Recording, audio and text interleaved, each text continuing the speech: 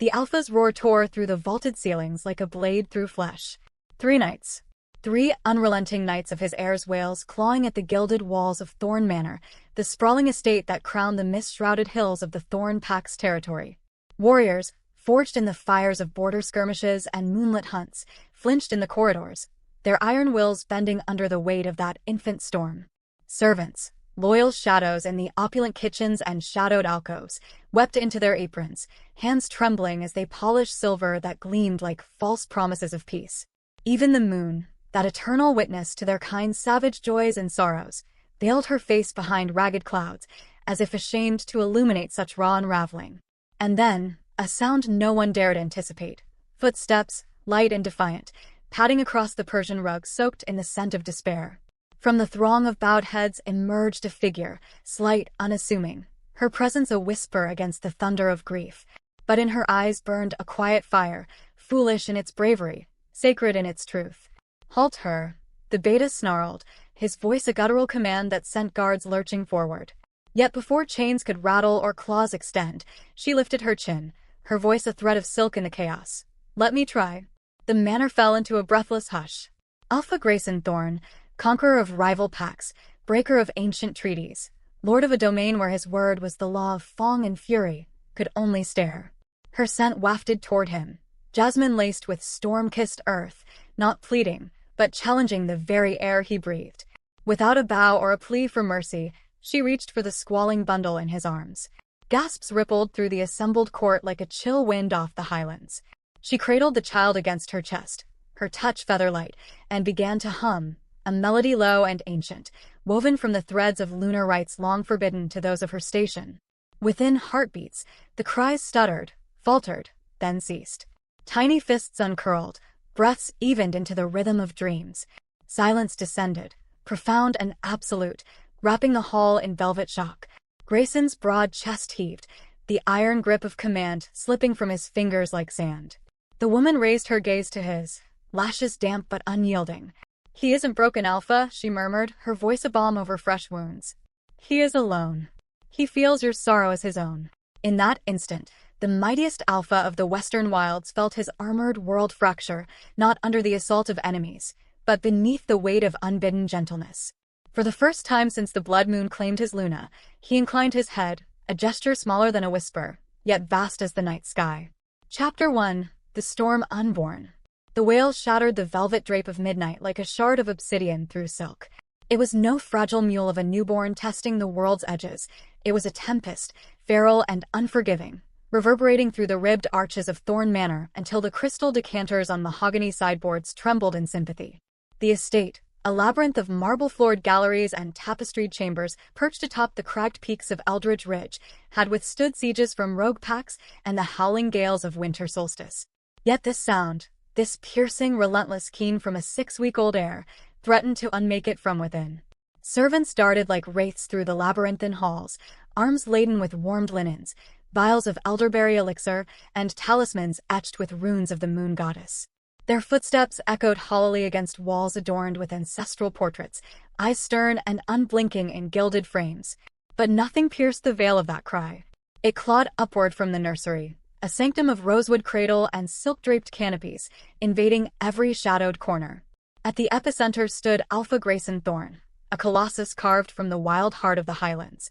His frame, broad as an ancient oak and scarred from battles that had etched his name into pack lore, loomed over the chaos. Silver-streaked black hair fell unkempt across a brow furrowed like storm clouds, and his eyes, molten amber flecked with obsidian, burned with a fury that could summon tempests. His chest rose and fell in jagged cadence, each inhale scraping against the fortress of pride he had built brick by merciless brick. "Again," he commanded, his voice a low thunder that brooked no defiance, though it quivered at the edges with something perilously close to desperation. "Make it stop." "Yes, Alpha," replied the nursemaid, a beta of middling years named Eloan, her hands quaking as she accepted the writhing bundle.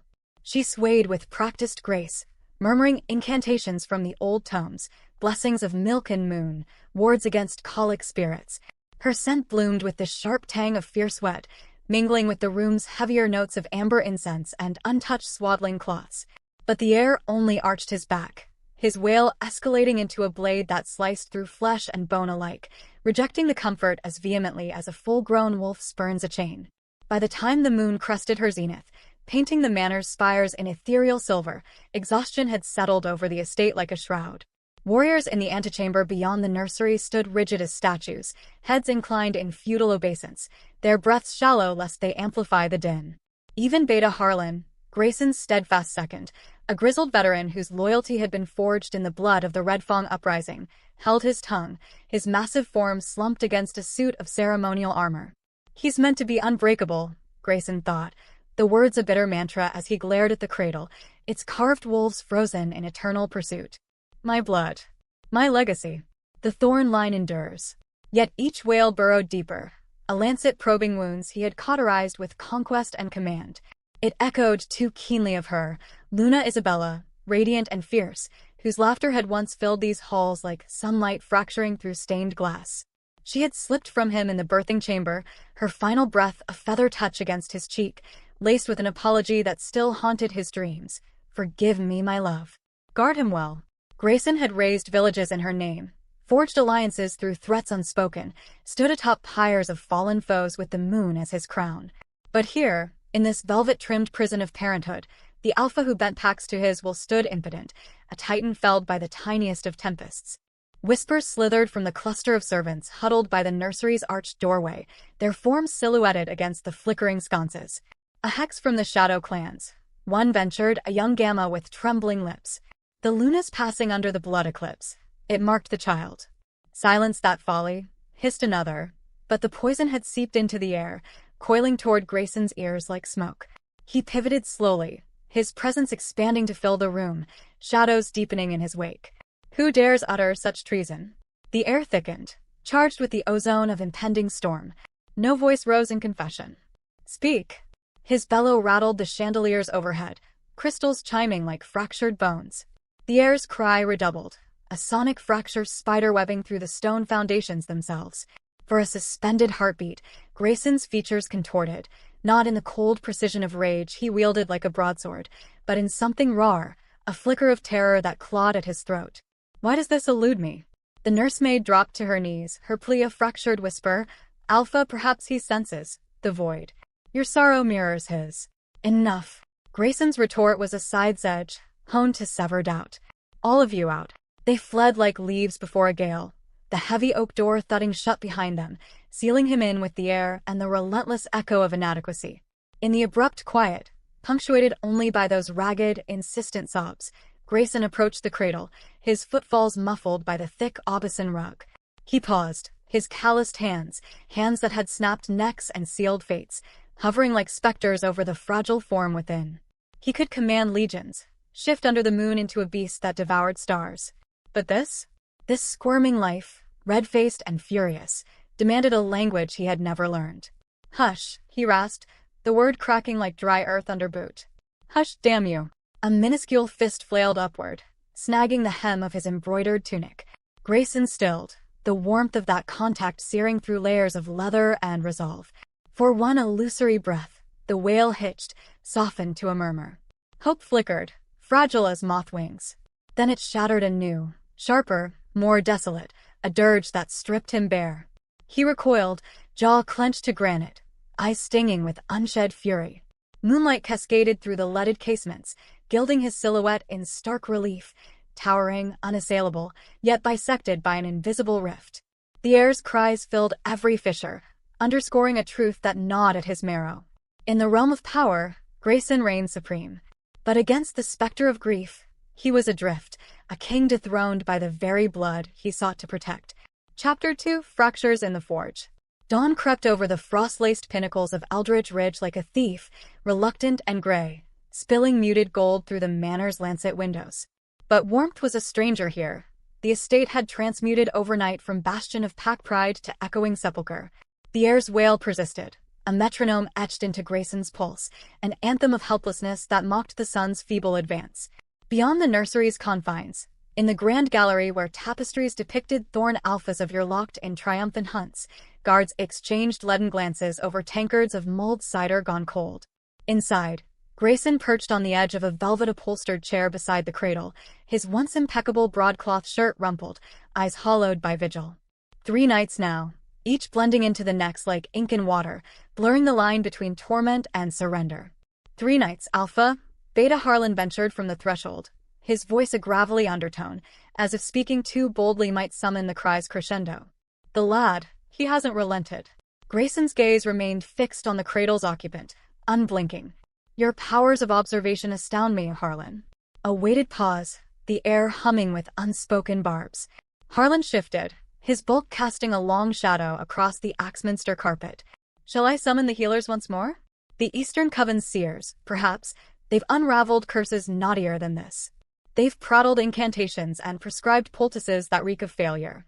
Grayson's fingers drummed a tattoo against the armrest, betraying the tremor beneath his steel. Spare me their breath. Harlan exhaled, a sigh heavy as forged bellows. Then, perhaps he yearns for her. The bond. Don't. The word was a lash, cracking the fragile truce. Grayson's jaw worked, muscles coiling like a wolf scenting prey. Her name stays buried. Harlan inclined his head, retreating with the grace of one who knew when to yield the field. The door clicked shut, and in the solitude, Grayson's facade splintered.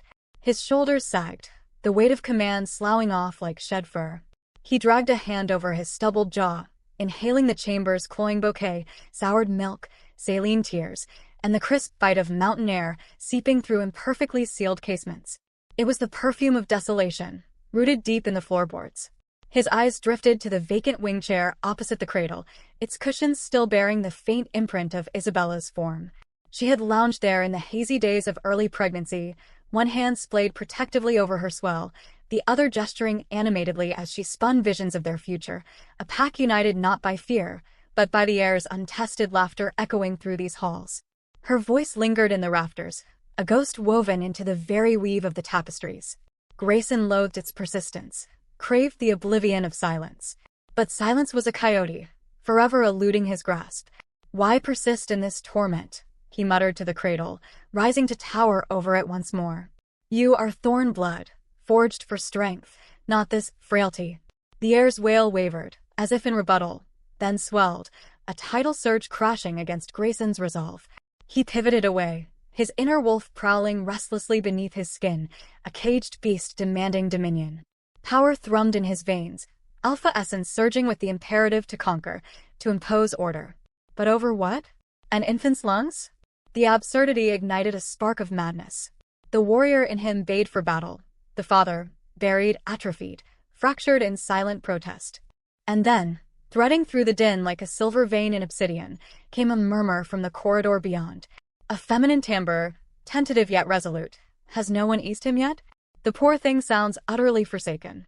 Grayson's senses sharpened, nostrils flaring to capture the errant scent, sandalwood and wild heather, unmistakably omega, subtle, earthy, laced with the humility of the estate's Undercroft laborers.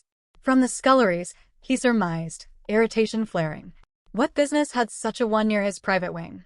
Before he could bark an order, a guard's hiss sliced the air. Back to your station, wench. The Alpha's in no mood for interlopers. You'll forfeit your place if he catches wind. Her response quivered but held, but the cries, they've gone on for hours. He must be in agony. Grayson's growl rumbled through the walls, a seismic warning that quelled both voices. To your posts, he thundered, the command reverberating like an aftershock. Footsteps scattered, but that scent clung, insidious and oddly anchoring, evoking fragments of memories he dared not unearth. He dismissed it with a mental snarl. Omegas were chattel, unseen gears in the pack's vast machine. His realm was one of stratagems and steel, not melodies and mercy. Yet her words lingered, a insidious calm amid the gale. He must be in agony. The air whimpered anew, a plaintive underscore to the intrusion. Grayson sank beside the cradle, forcing a rasp of the lullaby Isabella had favored, a lilting cadence of highland winds and whispered vows. But the notes splintered midway, dissolving into gravel. He couldn't summon it whole. Grief had devoured the melody, leaving only echoes. The wails recommenced, insistent, almost entreating. Grayson's throat constricted, a vice of vulnerability. For a fleeting instant, that Omega's voice resurfaced in his mind. He must be in agony. He shuddered his eyes against it. Impossible. Yet as the minutes bled into hours, That heather-sweet trace seemed to eddy closer, a phantom promise from the depths below.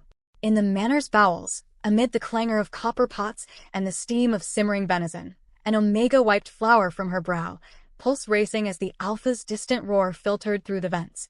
And though propriety screamed caution, she breathed to the hearth's dying embers, "If no soul tends that little one, I shall."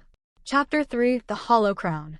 That eve, as twilight bled into indigo, Thorne Manor cloaked itself in an uneasy truce with quiet, not the balm of resolution, but the brittle hush preceding fracture.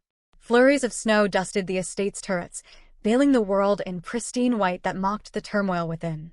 Torches guttered in their iron brackets, casting elongated specters that danced like uneasy spirits across vaulted ceilings. The heir's cry had ebbed to a hoarse rasp, exhaustion etching frailty into its timbre, yet it persisted, a metronome of maternal absence. Grayson lingered by the nursery's oriel window, gaze lost in the courtyard below, where sentinels drilled under lantern light, their footfalls crisp and certain. He envied their simplicity, the heft of a broadsword, the clarity of barked orders met with instant fealty. In the nursery's gilded cage, victories eluded him, only phantoms held court. "What am I overlooking?" he confided to the frost-etched panes, his breath fogging the glass like a secret exhaled. No retort came, save the cradle's fragile lament, a threadbare echo weaving through the chill. He crossed to it, sinking to one knee beside his son. The child's cheeks glowed feverish, chest heaving in erratic tattoo. Grayson's finger ghosted near a downy curl, halting midair. His touch, lethal in lupin form, seemed profane against such delicacy. "He craves his mother." The thought poisoned the air, venomous and inevitable. Rising, he paced the obeson, boot heels muffled thuds. "You'll master this," he vowed softly. "Alphas forgo solace. We endure. That is our creed." The words rang false, the heir's whimper a gentle contradiction. Then Grayson sensed it, a subtle perturbation in the ether, that Omega scent resurfacing, heather and hearth smoke, insinuating through the door's scant gap. He whirled. "Who skulks there?" Silence answered, broken only by retreating patter. He stalked to the portal, hand on the latch, but an inexplicable restraint rooted him. Glancing back, he beheld the miracle, quiet. For the first unencumbered span in nights, the chamber breathed easy. The heir's lashes fanned tranquil cheeks, his gaze, storm gray, a mirror of Isabella's, half-lidded in repose. Grayson's heart hammered, a war drum in his ribs. He comprehended nothing of it, yet in that suspended grace, beneath snow's hush and hearth's ember glow, a seismic shift stirred within. This peace was no conquest, it was omen. For in Thorne Manor, tranquility was ephemeral, a siren's lure before the abyss yawned wide. And far below, in the labyrinth of flagstone kitchens, that Omega lingered by a scullery stair, the air's softened breaths a distant lull. Unbeknownst to her, destiny had caught the echo of her unspoken vow, and the wheel of fates had begun its inexorable turn. Chapter 4: The Undercroft's Lament. Deep beneath the soaring spires and gilded galleries of Thorne Manor, where the estate's grandeur dissolved into the utilitarian grit of its foundations, lay the underbelly kitchens, a cavernous realm of soot-blackened hearths and flagstone floors worn smooth by generations of hurried feet.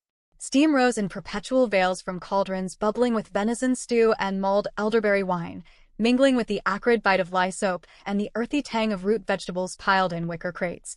Iron hooks dangled from raftered ceilings, laden with haunches of game from the pack's recent hunts, their shadows swaying like pendulums over scarred oak tables. Here, in this throbbing heart of servitude, the air hummed with the low murmur of labor, knives thunking against cutting boards, ladles scraping pot rims, and the occasional hiss of fat dripping into open flames.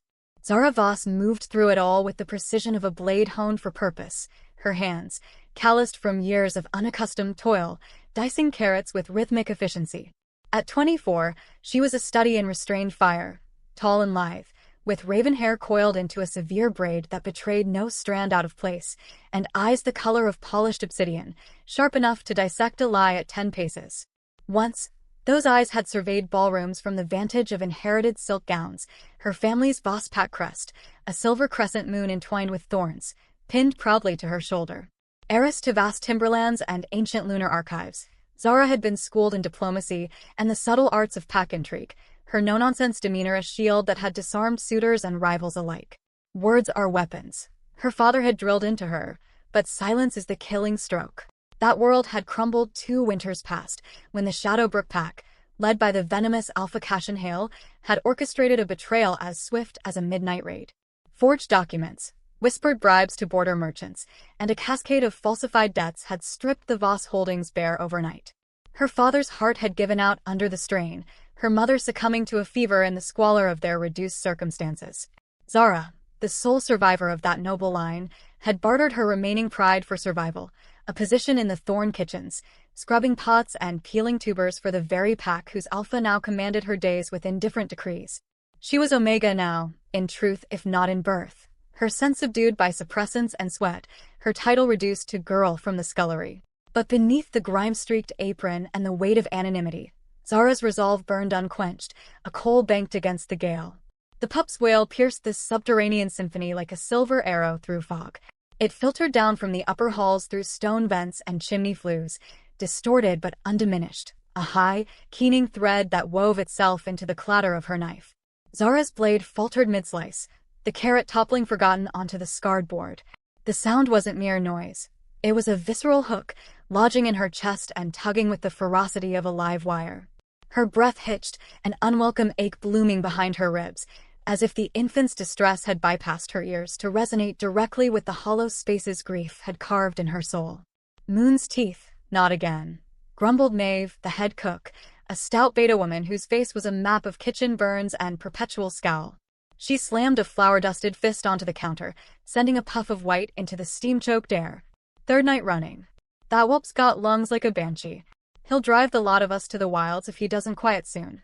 The other servants clustered around the massive central hearth, their forms a huddle of stained smocks and weary postures, gammas with soot-smeared cheeks, omegas like Zara whose eyes darted like cornered prey. A nervous titter escaped one, a slip of a girl named Lyra, her hands twisting the hem of her apron. "Drive the alpha mad, more like. I heard he near throttled the Eastern healer yesterday, flung him down the grand stair for suggesting it was, well, you know." Her absence.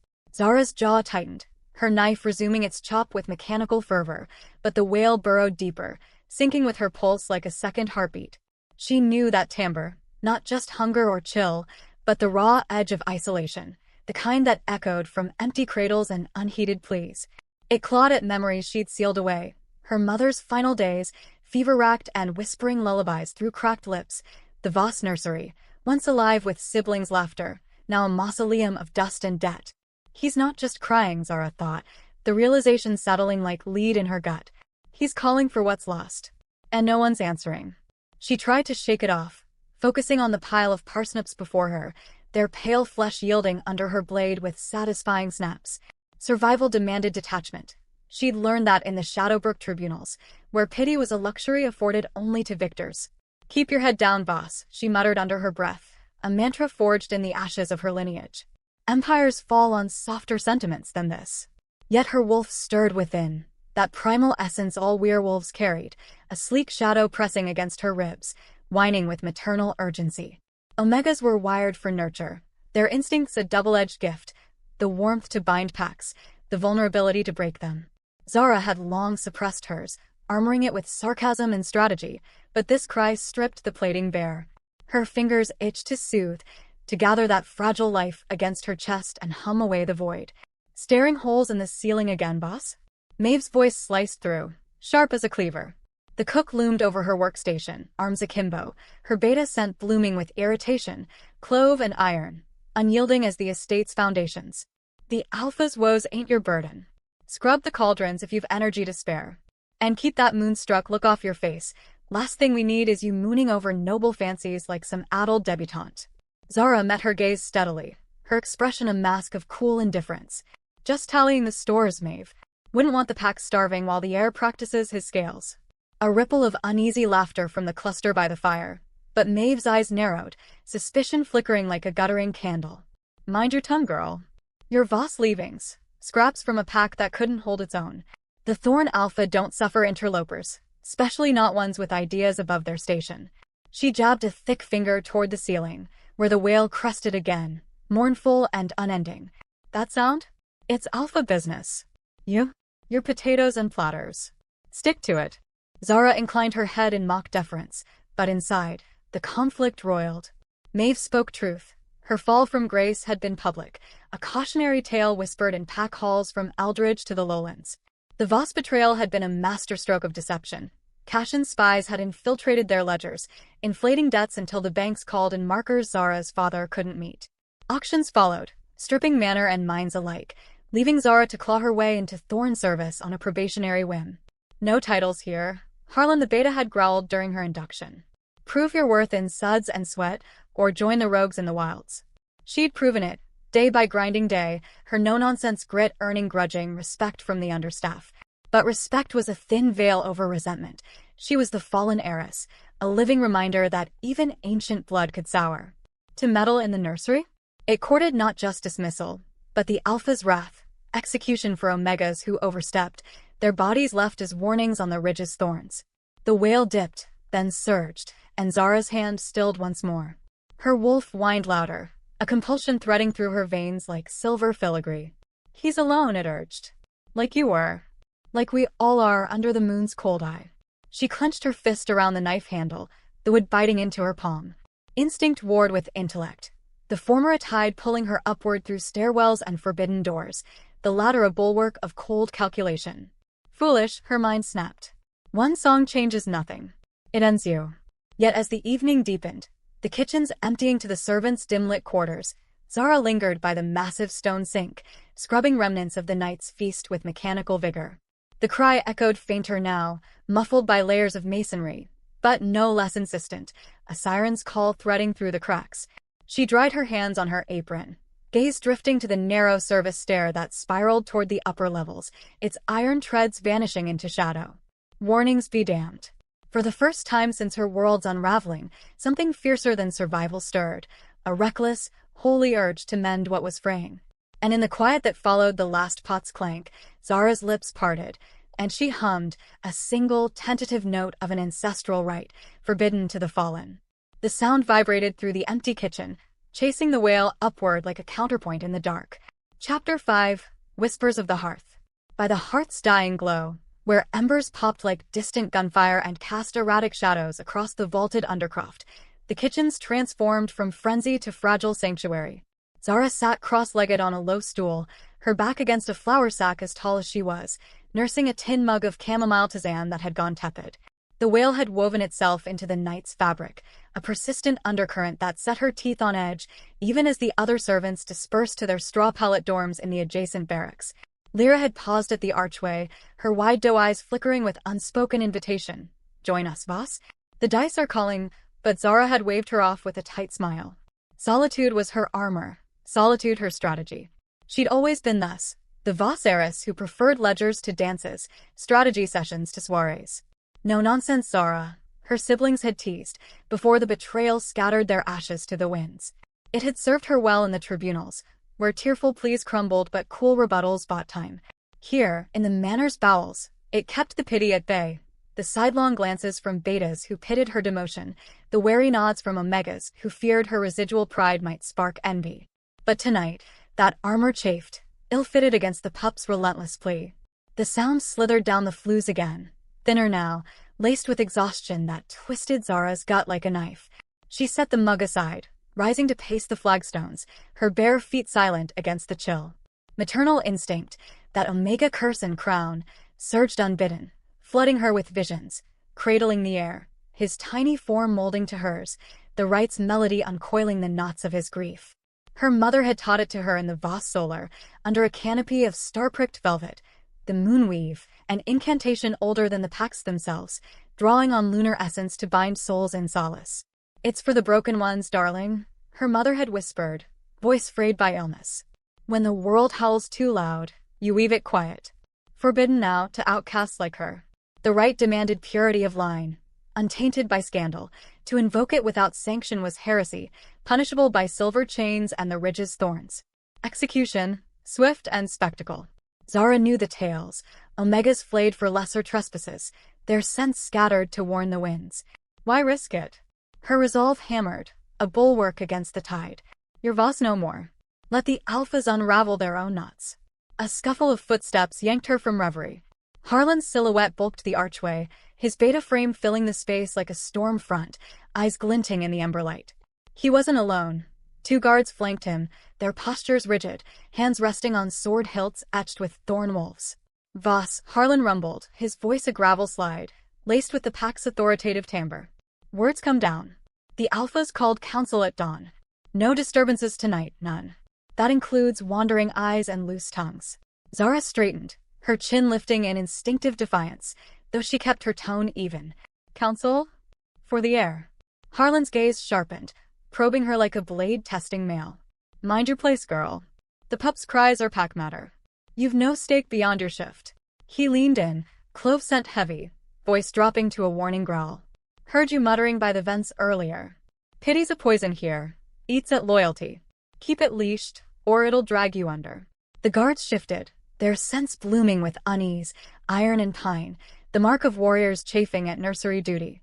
One, a young gamma with a scarred lip, muttered low. She's got that look, Beta. Like the Voss witch in the old scrolls, stirring rites in the dark. Zara's blood iced, but she met their stares with steel. Witch? Or just a woman who knows a cry from a curse? Save your folklore for the fire tellers. I'm scrubbing tomorrow's pots, not plotting the moon's fall. Harlan's laugh was a bark, devoid of mirth. Bold words for a fallen one. Your pack's ruin was lesson enough. Betrayal festers from within. The Alpha don't need echoes of that here. He jerked his head toward the barracks. To bed, Voss.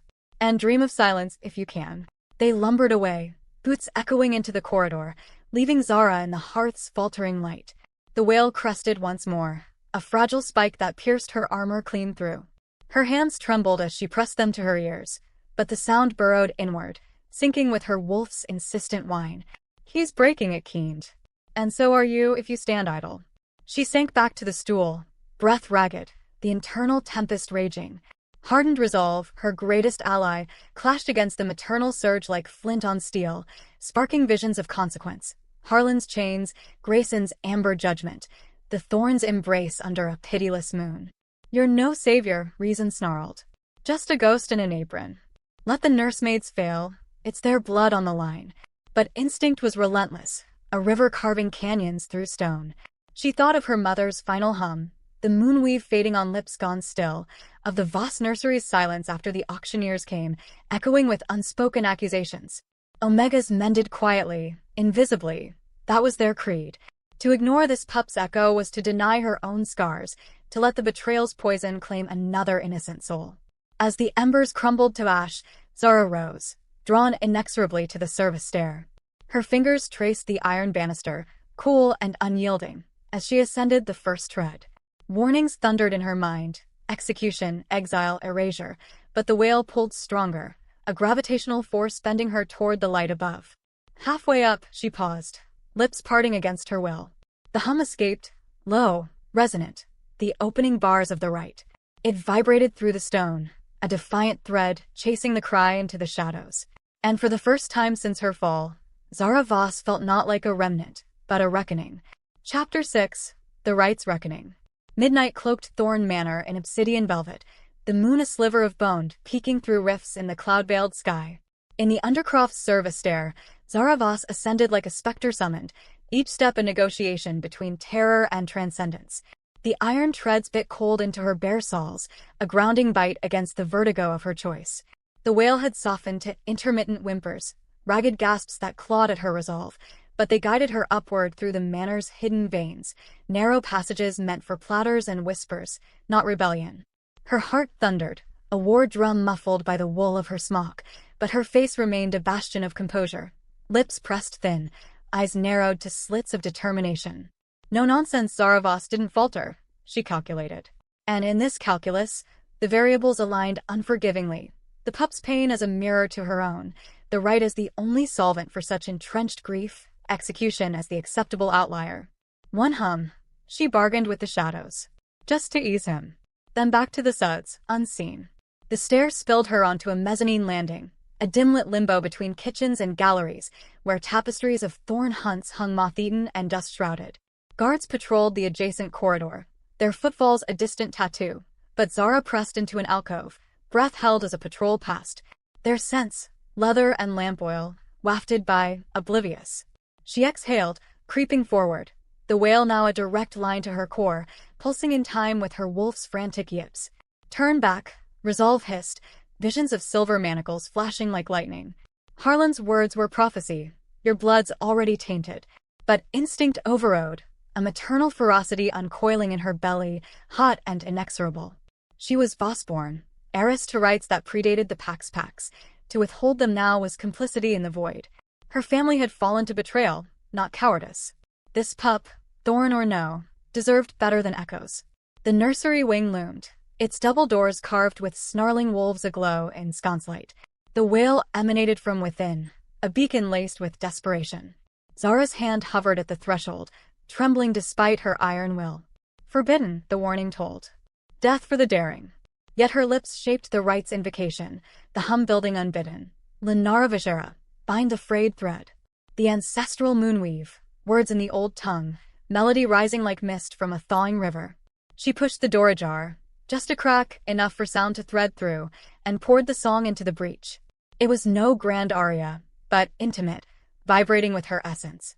Jasmine undertones in her scent blooming warmer, her wolf lending timbre a silken depth.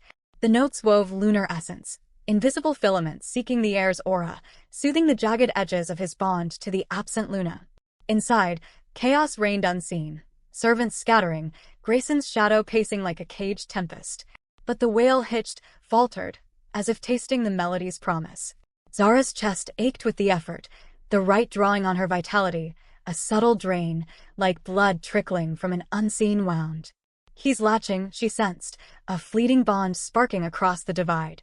The pup's whimpers softened to sighs, the room's tension uncoiling by degrees. Footsteps thundered, guards, drawn by the anomaly. Zara recoiled, slamming the door's edge shut, the hum dying on her tongue as she bolted back to the stair. Her pulse roared, legs burning as she descended into the Undercroft's embrace, collapsing against the flour sacks in a heap of labored breaths. The rite had touched him. She knew it, a residual warmth lingering in her veins like afterglow. But repercussions loomed. Whispers would spread, an Omega's song in the night, and Harlan's suspicions would harden to certainty. Execution's shadow stretched long, but Zara met it unflinching, a fierce smile ghosting her lips. For in that stolen moment, she'd reclaimed a fragment of her power, not as servant, but as weaver of moonsong. The estate slumbered uneasily above, the air's silence a fragile truce. But Zara Voss had ignited a spark, one that would burn through laws and lineages, drawing her inexorably into the Alpha's storm. Chapter 7. The Gathering Storm. The Grand Throne Hall of Thorne Manor was a cathedral of power, its vaulted ceiling lost in shadows that mimicked the jagged peaks of Eldridge Ridge beyond the leaded windows. Massive oak beams, hewn from ancient forest sentinels, arched overhead like the ribs of some primordial beast, draped in banners of deep crimson embroidered with the thorn crest, a snarling wolf encircled by thorns that dripped silver ichor. Torchlight flickered from wrought iron sconces, casting elongated silhouettes across the polished marble floor, veined with quartz that gleamed like frozen moonlight. At the far end, elevated on a dais of black granite, loomed the Alpha's throne, a monolithic seat carved from the same unyielding stone, its arms fashioned into the forepaws of wolves frozen mid-lunge, eyes inlaid with chips of amber that seemed to watch, unblinking, over the assembled court. It was here, in this sanctum of snarls and oaths, that the Pax Council convened under the weight of impending fracture. Betas lined the walls, their forms a phalanx of muscle and menace. Grizzled veterans with scars like topographical maps of old battles, younger enforcers whose eyes burned with the zeal of unchallenged dominance. Harlan stood at the forefront, his broad shoulders squared, arms crossed over a chest banded by leather straps etched with protective runes. Whispers slithered among them like smoke, rumors of the air's unrelenting wail, now entering its fourth night, a harbinger that gnawed at the edges of loyalty. The blood moon's curse, one muttered, voice low as gravel. It clings to the thorn line like rot. Another hissed agreement, but all fell silent as the massive double doors groaned open on iron hinges, admitting the Alpha himself. Grayson Thorne entered like a thunderhead rolling over the highlands, his presence sucking the air from the hall. Cloaked in midnight velvet edged with silver fox fur, his tunic strained across shoulders forged in the crucible of endless skirmishes.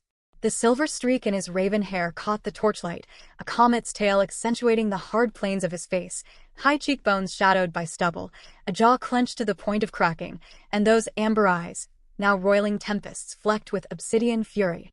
In his arms, cradled against his chest like a talisman of fragile empire, squirmed the heir. 6 weeks of unspent rage, his tiny face flushed crimson, lungs expelling wails that reverberated off the stone like the tolling of a death knell. The pup's cries had not abated since dawn.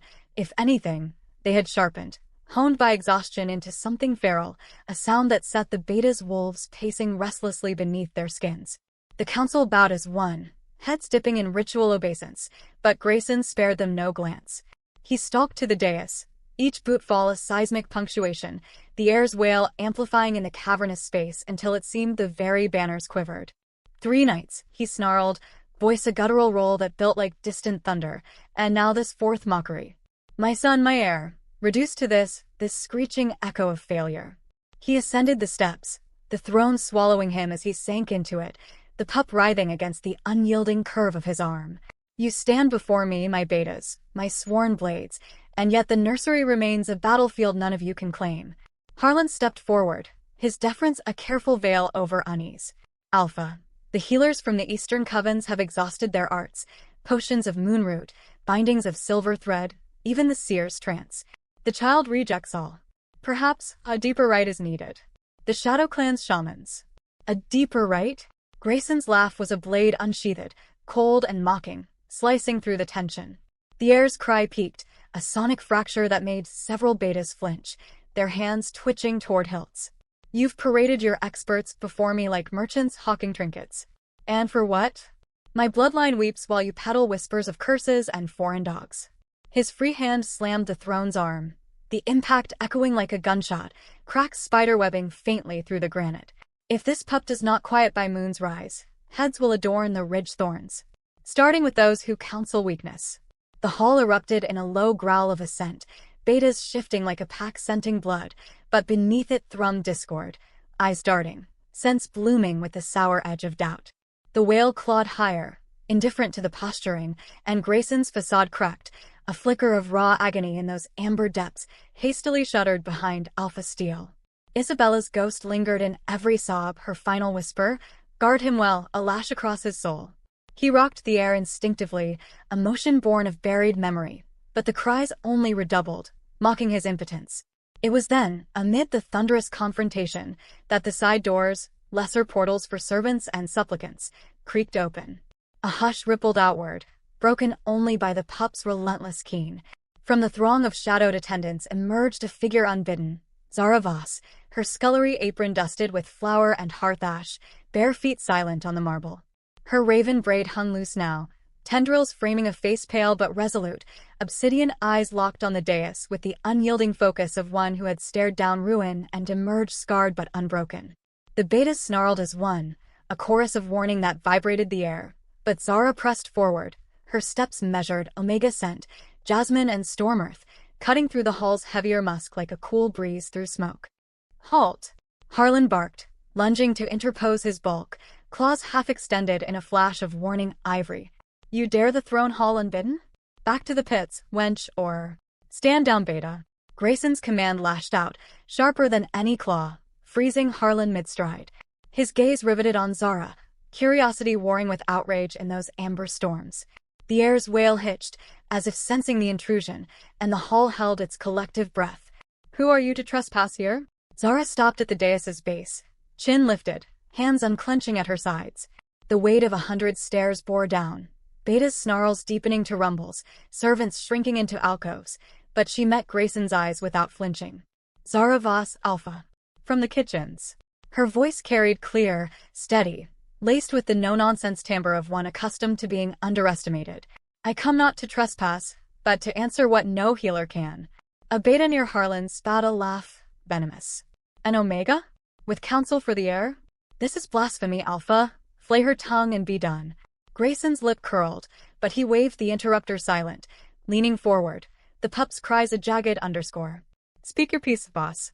But know this, in my hall, words by mercy only if they deliver silence." Zara's gaze flicked to the air, softening imperceptibly, her wolf keening in silent solidarity. The rite burned in her throat, unbidden, its lunar threads already stirring in her veins. Ignoring the peril, the executioner's silver glinting in every beta's eye, she ascended the dais steps, one deliberate tread at a time. Gasps cascaded through the assembly. Harlan's growl bordered on a roar. Alpha. Silence. Grayson's roar shook the chandeliers overhead, crystals chiming like shattered resolve. The air wailed louder, tiny fists battering the air, and something fractured in the Alpha's stare, a plea masked as command. Zara reached the throne's level, her hand extending slowly, palm up in supplication. Let me hold him, Alpha. Just once. Let me try. The hall teetered on the abyss of chaos, Beta's half rising, claws scraping stone. Grayson's chest heaved, the war within him etched in the taut lines of his neck. To yield to an Omega, a fallen one, no less, was to court rebellion, to crack the foundation of his rule. Yet the wail clawed at him, stripping layers of pride, exposing the father adrift in grief's undertow. For a heartbeat suspended in eternity, he held her gaze, obsidian meeting amber, defiance kissing desperation. Then, with a motion that echoed like capitulation, he extended the air. Zara's arms closed around the bundle, warmth flooding her like moonlight through storm clouds. The pup's cries stuttered against her chest, and as the beta's snarls crested to thunder, she began to hum. Chapter 8. Threads of Silver Moonlight. The hum began as a whisper, fragile as the first crack in glacial ice, soft, unassuming, yet laced with the ancient cadence of the Moonweave Rite. Zara's voice wove through the throne hall like silver filaments threading a loom, each note infused with lunar essence drawn from her very blood, a subtle magic, forbidden and fierce, that shimmered unseen in the air. It wasn't sorcery of fire or fong, but something deeper, primal, a resonance born of Omega souls who had sung empires to sleep under indifferent skies. The melody rose and fell with the air's ragged breaths, jasmine in her scent blooming warmer, her wolf lending timbre a silken depth that tugged at the pack's collective instincts like a tide pulling at shores. The beta's snarls faltered mid-growl, heads cocking as if scenting an elusive prey. Harlan's claws retracted fractionally, his bulk shifting uneasily. A veteran near the wall, face etched with the scars of the Red Fong uprising, dropped to one knee without realizing, eyes glazing as the notes burrowed into his marrow. The hall's torchlight seemed to dim, shadows lengthening as if the flames themselves bowed to the song's sovereignty. Whispers died, replaced by a profound hush broken only by the pup's wail, now fraying at the edges, hitched and hesitant. Zara rocked gently, her no-nonsense facade softening into something sacred, her obsidian eyes half-lidded in concentration. The rite demanded more than voice. It exacted essence, a trickle of vitality siphoned from singer to sung, silver threads binding aura to aura. She felt it now, the air's grief uncoiling like knotted vines under sunlight, his tiny form molding to hers, fists unclenching as the melody traced runes of solace across his skin. Not hunger, she sensed, the bond flickering ephemeral. Not curse. Loneliness. He feels the void in you, Alpha. The sorrow you armor against the world. Grayson's breath caught, a seismic hitch in the silence. He leaned forward on the throne, massive frame taut as a bowstring, amber eyes locked on the tableau before him, an Omega, his Omega, in this stolen instant, holding his legacy as if it were hers to mend. The pup's cry wavered, descending from tempest to tremor, the notes of Zara's lullaby wrapping around it like a shroud of peace. For the first time in nights uncounted, the air sighed, a small, shuddering exhalation that rippled through the hall like a benediction. His eyelids fluttered, lashes dark against flushed cheeks, and then to it. Absolute, holy silence, profound as the moon's shadow over a restless sea. The throne hall erupted, not in snarls, but in shock's raw gasp. Betas surged forward, a tide of disbelief, impossible. One bellowed, face twisting in outrage. Witchcraft, seize her. Another clawed at his throat, as if the rite had stolen his voice, while Harlan staggered, hand outstretched in futile command. Servants in the alcoves wept openly, hands clasped in moonward prayer. A young enforcer dropped his sword with a clatter that echoed like judgment. The air thrummed with lunar residue, a faint shimmer that made the banner's silver threads gleam brighter, as if the goddess herself had deigned to witness. Zara knelt slowly, cradling the sleeping air against her chest, her hum fading to a breath. Tears traced silent paths down her cheeks, not from fear, but from the rite's afterglow, the raw intimacy of shared solace. She lifted her gaze to Grayson, unflinching, the weight of 100 judgments be damned. He sleeps, Alpha, she murmured, voice steady despite the tremor in her limbs. Not because of spells or silver. Because he was hurt. Grayson's world tilted, the the throne's granite unyielding beneath him while his resolve liquefied. He stared at his son, peaceful, nuzzled into the curve of Zara's arm, and felt the fracture widen, the Alpha's pride warring with the father's relief, grief's iron grip loosening under the onslaught of unlooked-for grace. Her words echoed Isabella's final murmur, a ghost made flesh in this Omega's unyielding eyes. The hall's chaos swelled, Beta's clamoring for blood, justice, tradition. But he silenced it with a raised hand, the gesture carrying the thunder of unchallenged command. Enough. His voice rolled out, low and resonant, quelling the storm as effectively as the lullaby had the wail. The Betas froze, breaths ragged, eyes wide with a mix of awe and affront. Grayson rose, descending the dais in measured strides, his cloak whispering against marble. He stopped before Zara, towering over her kneeling form, the air's soft breaths a bridge between them. Up close, her scent enveloped him, jasmine and earth, laced now with the faint ozone of spent magic, stirring his wolf to an uneasy alertness, a primal recognition he dared not name. "You have trespassed every law of rank and right," he said, tone edged with gravel, yet threaded with something softer, uncharted. "To touch royal blood unbidden is death, Voss. Why should I spare the life you've so boldly claimed?" Zara's chin lifted, obsidian meeting amber without retreat, her no-nonsense fire undimmed by peril. "Because I didn't come for your mercy, Alpha. I came for his." She glanced at the pup, then back, voice dropping to a fierce whisper. "He cries your sorrow as his own. The bond between sire and heir runs deeper than fong or fury. You've armored your grief, but he feels it raw. Let him hear your heart, and the silence will hold." The words struck like a silver arrow, piercing the chink in his armor. Grayson's jaw clenched, a muscle leaping, but he made no move to reclaim the air. The hall watched, breath held, as the mightiest Alpha of the ridges stood humbled, not by blade or betrayal, but by an Omega's unflinching truth. For in her gaze, he saw not defiance, but devotion, a mirror to the tenderness Isabella had embodied, now resurrected in this fallen heiress's unyielding grace. With a breath that seemed to echo through the stones, Grayson extended his hand, not in wrath, but in concession. "Rise, Zara Voss. Your life is yours, for now." The Beta's murmurs crested anew, outrage bubbling, but his glare quelled them like frost on flame. As she stood, the air secure in her arms, a new scent bloomed in the air between them. Possibility, fragile and forbidden, threading silver through the shadows. Chapter 9. Echoes of Surrender.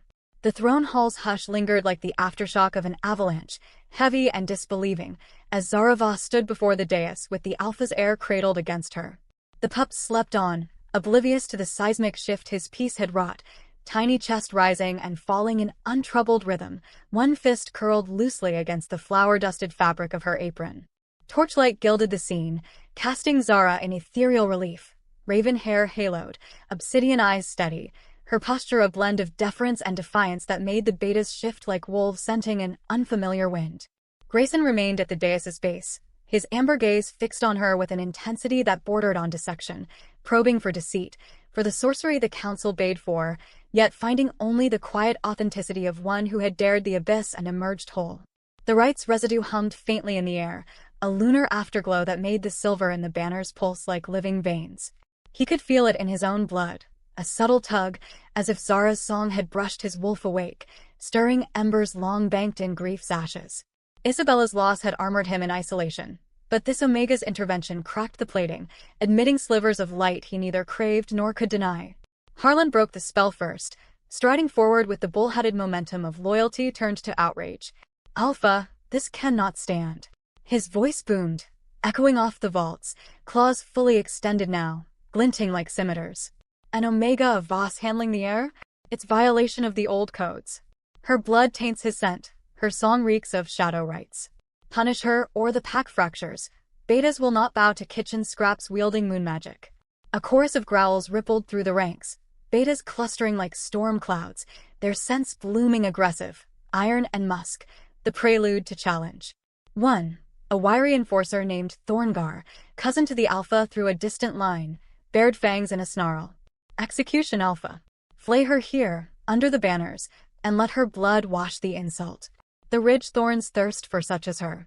Zara tensed, her arms tightening protectively around the air, but she held her ground, chin high, meeting the tide of hostility with the unyielding calm of one who had lost everything and found steel in the dregs. Her wolf pressed forward, a low rumble in her chest, maternal fury coiling beneath her skin. They fear what they cannot command, she thought, the Rite's clarity sharpening her resolve. But fear buys nothing. Only truth endures. Grayson's hand shot up, palm out, the gesture a wall of command that halted the advance mid-stride. I said enough. The roar cracked like thunder, amber eyes flaring gold, his alpha aura unfurling like a shockwave that drove betas to their knees, Harlan included. The hall shuddered, torches guttering as if cowed, and in the ringing silence, Grayson's voice emerged tempered, a blade sheathed in velvet. You speak of codes and taint as if my son's peace were a bauble to be bartered. Look upon him, look, and tell me again of curses. Reluctantly, gazes shifted to the air, sleeping soundly, lashes fanned against cheeks now pale with repose, no trace of the torment that had clawed the estate for nights. Murmurs of awe threaded through the outrage. By the moon. Impossible, and even Thornagar's snarls softened to a wary rumble. Harlan rose slowly, rubbing his throat where the Alpha's command had bruised invisible welts, eyes flicking between Grayson and Zara with conflicted calculation. The Alpha turned back to her, the space between them charged, intimate amid the crowd. You invoke rites no outcast should know, he said quietly, for her ears alone, though the halls strained to hear. The Moonweave Voss legacy, or so the archives whisper. How does a scullery drudge wield such power without crumbling? Zara's lips curved faintly, not in triumph, but in the wry acknowledgement of shared scars. Power isn't in bloodlines, Alpha, or I'd be dust on the auction block. It's in hearing what's unspoken. She shifted the air gently, his warmth a living anchor. Your son doesn't wail for milk or moonroot. He wails for you. The grief you bury under growls and granite. The bond senses it, amplifies it. I sang to bridge that, nothing more. Her words landed like rain on parched earth, soaking into the fissures of Grayson's isolation. He searched her face, finding no guile, only the fierce candor of one who had clawed through betrayal's mire and emerged with hands still capable of tenderness. His wolf stirred deeper, a low thrum of recognition. Mate scent? No, impossible, forbidden. But the pull was there, undeniable, a silver thread echoing her right. The council stirred anew, Harlan pressing. Alpha, mercy here breeds mutiny. The pack watches. Then let them watch a king choose wisdom over wrath. Grayson's retort silenced him, turning to address the hall, voice booming with reclaimed authority. Zara Voss has succeeded where your blades and bindings failed. For this night, she lives, unchained, unpunished. And the heir remains in her care until dawn proves her false. Outrage crested, traitor's blood. The codes shatter. But Grayson's aura quelled it, a palpable force that bent wills like reeds in gale. He extended a hand to Zara, not to reclaim the pup, but to steady her as she descended the dais, the air secure. Their fingers brushed, fleeting, electric, and in that touch, unspoken vows flickered. Gratitude from him, guarded hope from her. As the council dispersed in stunned murmurs, betas casting baleful glances, Grayson lingered, watching her retreat toward the side doors. Voss, he called softly, halting her. She turned, obsidian eyes questioning. Why risk the thorns for a stranger's son? Her smile was small, shadowed. No child cries alone on my watch, Alpha. Not while breath remains. With that, she vanished into the corridors, the heir's peace a talisman against the storm she had both quelled and ignited. In the hall's emptying echo, Grayson sank back onto the throne, the silence vast and vulnerable. Humbled, yes, but alive in ways grief had long denied.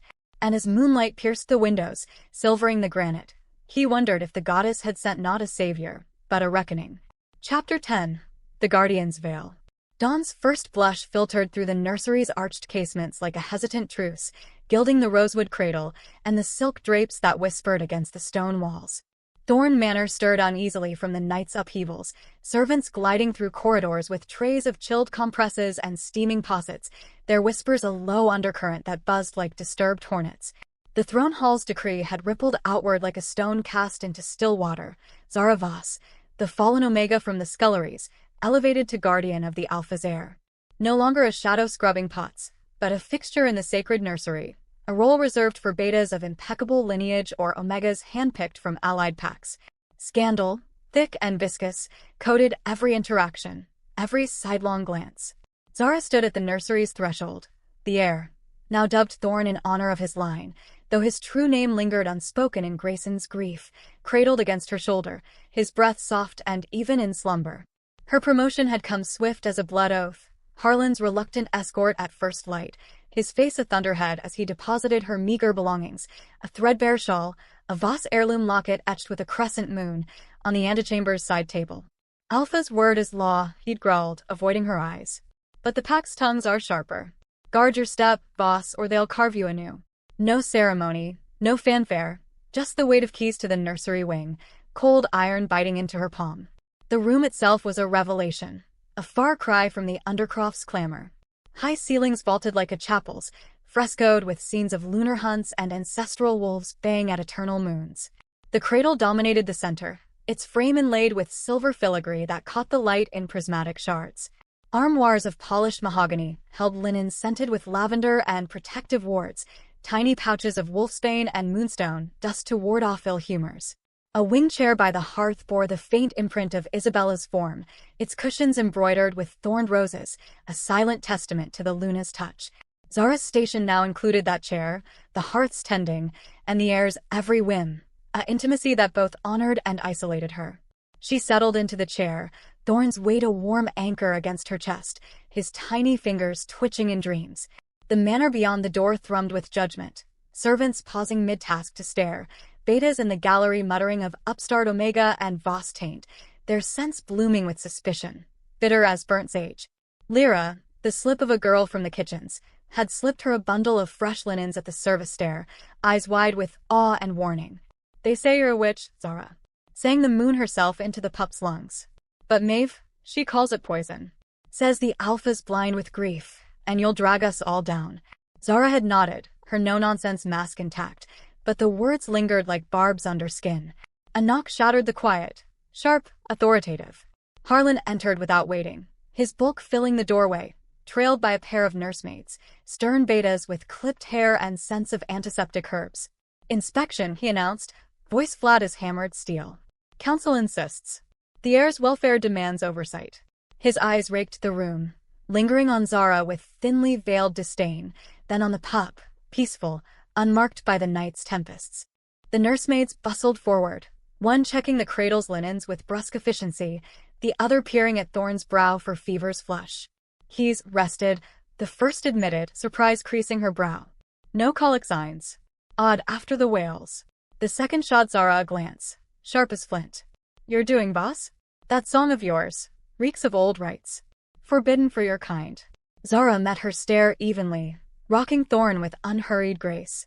"My doing? The moon's perhaps. Or the Alpha's mercy in letting me try." Her tone carried the edge of Voss steel, unyielding, unapologetic, silencing the room's undercurrent of accusation. Harlan cleared his throat, a rumble like distant thunder. "Enough prattle. The Alpha decreed her guardian. That's the line. Question it at your peril." But as they withdrew, his parting glance held a flicker of something deeper, not approval, but calculation. How long until the pack tests this? Alone again, Zara exhaled, the air stirring with a soft coo. Whispers of scandal were no strangers. She'd weathered them in the Shadowbrook tribunals, where her family's ruin was dissected like a fresh kill. Betrayers spawn, they'd hissed, as Cassion's lies stripped her legacy bare. Here, it was softer venom, pity laced with fear, but no less corrosive. She traced a finger along Thorne's downy cheek, her wolf humming contentment in her veins. This is worth their stares, she thought. A purpose beyond suds and spite. Footsteps echoed in the antechamber, heavy, deliberate. Grayson. He paused in the doorway, cloak shed, tunic unlaced at the throat to reveal the scarred hollow of his collarbone. Amber eyes swept the room, softening imperceptibly on the sight of his son. "Voss," he said, voice low, threaded with the night's fatigue. "The council simmers. Harlan reports unrest. Beta's questioning your elevation." Zara rose, offering Thorne with steady hands. "Let them simmer, Alpha. I've boiled in worse pots." A ghost of a smile tugged her lips, no-nonsense candor slipping through. He took the pup, their fingers brushing, a spark, fleeting as foxfire, and Grayson held her gaze a beat too long, grappling with the pull, her spirit, unbowed where others bent, mirroring the fire Isabella had kindled in him. "See that you endure," he murmured, turning away, but the air between them hummed with unspoken gravity. As the door clicked shut, Zara sank back, the whispers beyond the walls a distant roar. Guardian she was now, but in the Manor's labyrinthine heart, trust was a blade's edge, sharp, double-sided, and ever poised to turn. Chapter 11. Vigil of Scars. Twilight draped Thorne Manor in indigo veils, the full moon rising like a silver medallion over Eldridge Ridge, her light spilling through the nursery's casements in luminous pools. The estate had quieted to a hush, patrols doubling under Harlan's orders to quell the Beta's murmurs, but the scandal's undercurrent persisted. Servants avoiding Zara's gaze in the halls, Betas lingering at gallery corners to sniff the air for taint. She navigated it with the precision of a shadow in moonlight, head high, responses clipped, her no-nonsense armor polished against the barbs. Yet in the nursery's sanctuary, with Thorne asleep in his cradle, the isolation pressed like a physical weight, her wolf pacing restlessly, yearning for connection beyond duty. The hearth crackled low, casting flickering tapestries of warmth across the room's opulent confines. Zara perched on the wing chair, a tome of lunar lore, pilfered from the Voss remnants in her locket's hidden compartment, open on her lap. Its pages, yellowed and annotated in her mother's script, detailed the Moonweave's deeper bindings, rites for mending fractured bonds, not just soothing cries. For the lost, the script read, "Who howl alone." She traced the runes, her finger lingering on a faded illustration of two wolves entwined under a crescent, their scars silvered by goddess light. Her own scars ached in echo. The betrayal's fresh wound, Cashin's smirk as the auctioneer's gavel fell, her father's final gasp. "Hold the line, Zara. Blood endures." A soft knock pulled her from reverie. Grayson entered, unannounced as was his right, bearing a tray, mulled wine steaming in silver goblets, a platter of venison pasties and honeyed figs. His presence filled the space, amber eyes shadowed by the moon's glow, the silver streak in his hair catching light like a blade's edge. "You haven't eaten," he said, setting the tray on the low table, voice roughened by council wrangles. Harlan mentioned the whispers. "Thought you might need fortification." Zara closed the tome, tucking it into the chair's hidden fold, her expression guarded but not ungracious. "Fortification against gossip? I've supped on worse, Alpha. But wine's a kinder poison." She accepted the goblet, their fingers brushing again, that electric frisson, now familiar, stirring her wolf to a low thrum. He settled opposite, in the chair that had been Isabella's, the motion hesitant, as if testing haunted ground. Thorne stirred in his sleep, a soft sigh escaping, and Grayson's gaze softened, the pull toward Zara sharpening, her unyielding spirit, a beacon in his storm of solitude. They sipped in companionable quiet at first, the wine spice blooming on tongues, the moon's vigil outside a silent witness. But the air's peace invited confession, the nursery a confessional under her glow. "The pack fractures," Grayson said at last, staring into his goblet as if divining futures in its depths. "Thorngar rallies the old guard, calls your right boss sorcery, a ploy to undermine the line. Harlan tempers them, but loyalty frays like old rope." He glanced up, amber locking on obsidian. "You navigate it with steel." "How?" Zara's laugh was soft, wry, no-nonsense edge honed by loss. "Steel? Or just the scars of one who's been flayed by whispers before?" She set her goblet aside, rolling her sleeve to reveal a faint silver line on her forearm, the mark of Shadowbrook's justice, a ritual scar to brand betrayers. "My family's fall wasn't quiet, Alpha. Cashin Hale wove lies finer than spider silk, forged debts, whispered alliances with rogues. We lost the estates, the archives, everything but the moon's memory." Her voice steadied, eyes distant. "I stood in tribunals, heiress reduced to beggar, while they spat traitor like venom. But I held the line. Scars teach you to walk straighter." Grayson's breath hitched, the parallel striking like a claw to the gut. He leaned forward, unbuttoning his cuff to mirror her, a jagged scar across his knuckles. From the night Isabella faded, his fist shattering the birthing chamber's mirror in futile rage. "Isabella, she was my line's anchor. Died under the blood moon, whispering apologies for leaving me adrift." His voice cracked, raw as exposed bone. "The pup's cries, they weren't just his. They were hers, echoing my failure. I armored against it, commanded armies to bury the ache, but it festered. Until your song stripped the plating." The air thickened, charged with shared vulnerability, the moon's light silvering their scars like badges of survival. Zara reached across the space, her hand hovering near his, not touching, but close enough for warmth to bridge the gap. "Failure? You birthed a legacy, Alpha." Grief isn't weakness. It's the forge. My mother said the moon mends what fangs cannot, scar by scar. Her gaze held his, unflinching, the pull mutual now. His storm to her steel, a tentative trust sparking like flint on steel. Thorne cooed in his cradle, drawing their eyes, and Grayson exhaled, the vigil's intimacy a balm. Stay, boss. Tonight at least. The moon watches. Let her witness more than duty. Zara nodded, settling back, the shared scars a bridge in the quiet. Outside, wolves howled in distant chorus, but within, bonds began to forge, slow, unyielding, under the full moon's approving gaze. Chapter 12, Glances in Moonlight. The full moon waxed toward zenith, her orb of flawless pearl crusting the ridge's silhouette, bathing Thorne Manor in a luminescence that blurred the line between shadow and revelation. The nursery's casement stood ajar, admitting a crisp highland breeze laced with pine and distant heather, stirring the drapes like spectral veils. Thorne slept soundly, his cradle an island of peace amid the night's subtle unrest, the manor's whispers muted but persistent, Beta's patrols crunching gravel in the courtyard below, their scents carrying up on the wind, wary, watchful, laced with the acrid bite of resentment. Zara paced the room's perimeter, her bare feet silent on the woven rushes, the heirloom locket at her throat a talisman against the scandal's creep. Promotion had woven her deeper into the pack's fabric, but the threads chafed, servants delivering meals with averted eyes, Harlan's daily inspections, laced with pointed questions. Any odd dreams from the pup, boss? No Voss rites in the dead hours. And the Beta's open glares in the great hall, where she now dined at a side table, her presence a tolerated anomaly. Upstart, they murmured. The Alpha's folly. Yet Grayson's decree held, ironclad, and in the nursery's hush, Zara found fragile sovereignty, her no-nonsense resolve a shield that bent but did not break. The door creaked open, admitting Grayson once more, this time unburdened by trays or pretense, his tunic shed for a simple linen shirt that clung to the contours of his frame, sleeves rolled to expose those scarred forearms. Moonlight silvered him, accentuating the silver in his hair, the amber of his eyes now softened to burnished gold. Can't sleep, he admitted, closing the door with a quiet click, his voice a low rumble that blended with the heart's dying embers. Council dragged till moon high.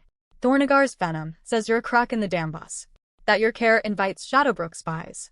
Zara turned from the window, arms crossing in instinctive defense, but her lips quirked. Spies? Or just an Omega who won't simper?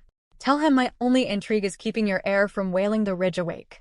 She gestured to the wing chair, the invitation casual, but her wolf quickened at his nearness, the pull intensifying, a gravitational force drawing steel to storm. He sank into the chair, broad frame dwarfing it, and for a moment, they simply existed in the moon's vigil. Grayson watching the cradle, Zara leaning against the casement, the night air threading silver motes between them. Trust had taken root in the previous eve's confessions, fragile tendrils pushing through grief's soil, but tonight it bloomed tentative, stolen glances when words faltered, his amber tracing the curve of her jaw, her obsidian catching the vulnerability in his posture. You mirror her in ways, Grayson ventured, gaze flicking to her, then away, as if the admission cost marrow. Isabella had that fire, unyielding, but warm. She would have liked you. Hated the whispers, though. Fought them with laughter. A shadow crossed his features, the widowhood's ache surfacing like a tide. After her, I built walls. Command became my breath. But you slipped through, Zara. No deference, just truth. Her name on his tongue sent a shiver through her, unbidden, her resolve cracking just enough for honesty to seep. She crossed to him, perching on the arm of his chair, close enough for scents to mingle, his pine and storm to her jasmine earth, a alchemy that stirred wolves awake. Truth's my legacy, Alpha. Voss blood runs with it, stubborn as thorns. My fall, it mirrored yours in echoes. Passion took my world, left me widowed from my name. But under the moon, I learned to rebuild. Not walls, bridges. Her hand ghosted near his shoulder, a stolen touch in the moonlight, fingers brushing the linen, feeling the heat beneath. Grayson's breath caught, his hand rising to capture hers, not seizing, but cradling, thumb tracing the silver scar on her wrist. The contact ignited, a spark leaping the chasm, shared losses aligning like stars, her fallen legacy a counterpoint to his widowhood, forging trust in the quiet. Bridges, he echoed, voice husky, amber eyes holding hers with an intensity that peeled away layers. Dangerous things in a pack of wolves. Yet he didn't release her. the glance lingering, moonlit and laden. Desire veiled as gratitude, pulling them inexorably closer. Thorne murmured in his sleep, a soft anchor drawing them apart, but the moment etched itself. Tentative trust solidified, stolen glances under the full moon promising more than duty. As Grayson rose to check the cradle, his shoulder brushing hers in passing, Zara felt the bonds tighten, forged in quiet scars, resilient as silver thread. Outside, the moon smiled, her light a benediction on the unfolding rite. Chapter 13: The Eclipse's Shadow. The lunar eclipse arrived unheralded, a celestial thief stealing the moon's silver grace and draping Thorne Manor in an unnatural twilight that bled into the bones of the estate. It was the eve of the Blood Veil, a rare alignment where the earth's shadow devoured the goddess's orb, stirring the old magics from their slumber. Whispers of curses long buried under pact treaties and alpha edicts. Winds howled down from Eldridge Ridge like vengeful spirits, lashing rain against the leaded windows in sheets that rattled the frames like skeletal fingers. Thunder rolled in the distance, a guttural growl that set the beta's wolves pacing restlessly through the corridors, their scents blooming with unease. Iron tang of storm scent mingled with the acrid bite of foreboding. In the nursery, Zara Voss felt the shift before the first rumble, a prickle along her spine, her omega instincts flaring like a warning flare in the dark. Thorne had been fussy since sundown, his coos turning to whimpers as the moon's light dimmed through the casements, casting the room in bruised purples and grays. She paced the Aubusson rug, cradling him against her chest, her raven braid swaying like a pendulum with each step. The air hung heavy, thick with the metallic tang of impending rain and something older, fouler, the residue of ancient hexes, echoes of the blood moon that had claimed Isabella. Zara's locket, her sole Voss relic, thrummed warm against her skin, the crescent rune pulsing in time with the pup's quickening breaths. "Easy, little Thorne," she murmured, her voice a steady anchor amid the gathering gale, pressing her lips to his fever-warm forehead. No trace of the colic that had haunted his early weeks. This was deeper, a heat that seeped from his core like liquid fire, flushing his cheeks to crimson and glazing his storm-gray eyes with unnatural sheen. Zara's wolf whined within, maternal fury coiling tight. Something hunts him, unseen.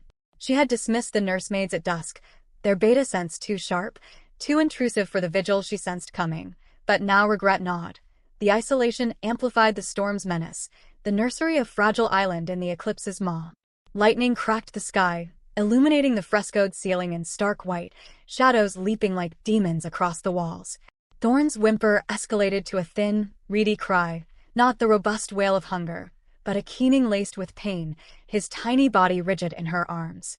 Zara's heart clenched, the rites residue from nights past stirring in her veins, silver threads of the moonweave, faint but insistent. She laid him in the cradle, its silver filigree glinting mockingly, and fetched a basin of cool water from the antechamber, dipping a cloth to press against his brow.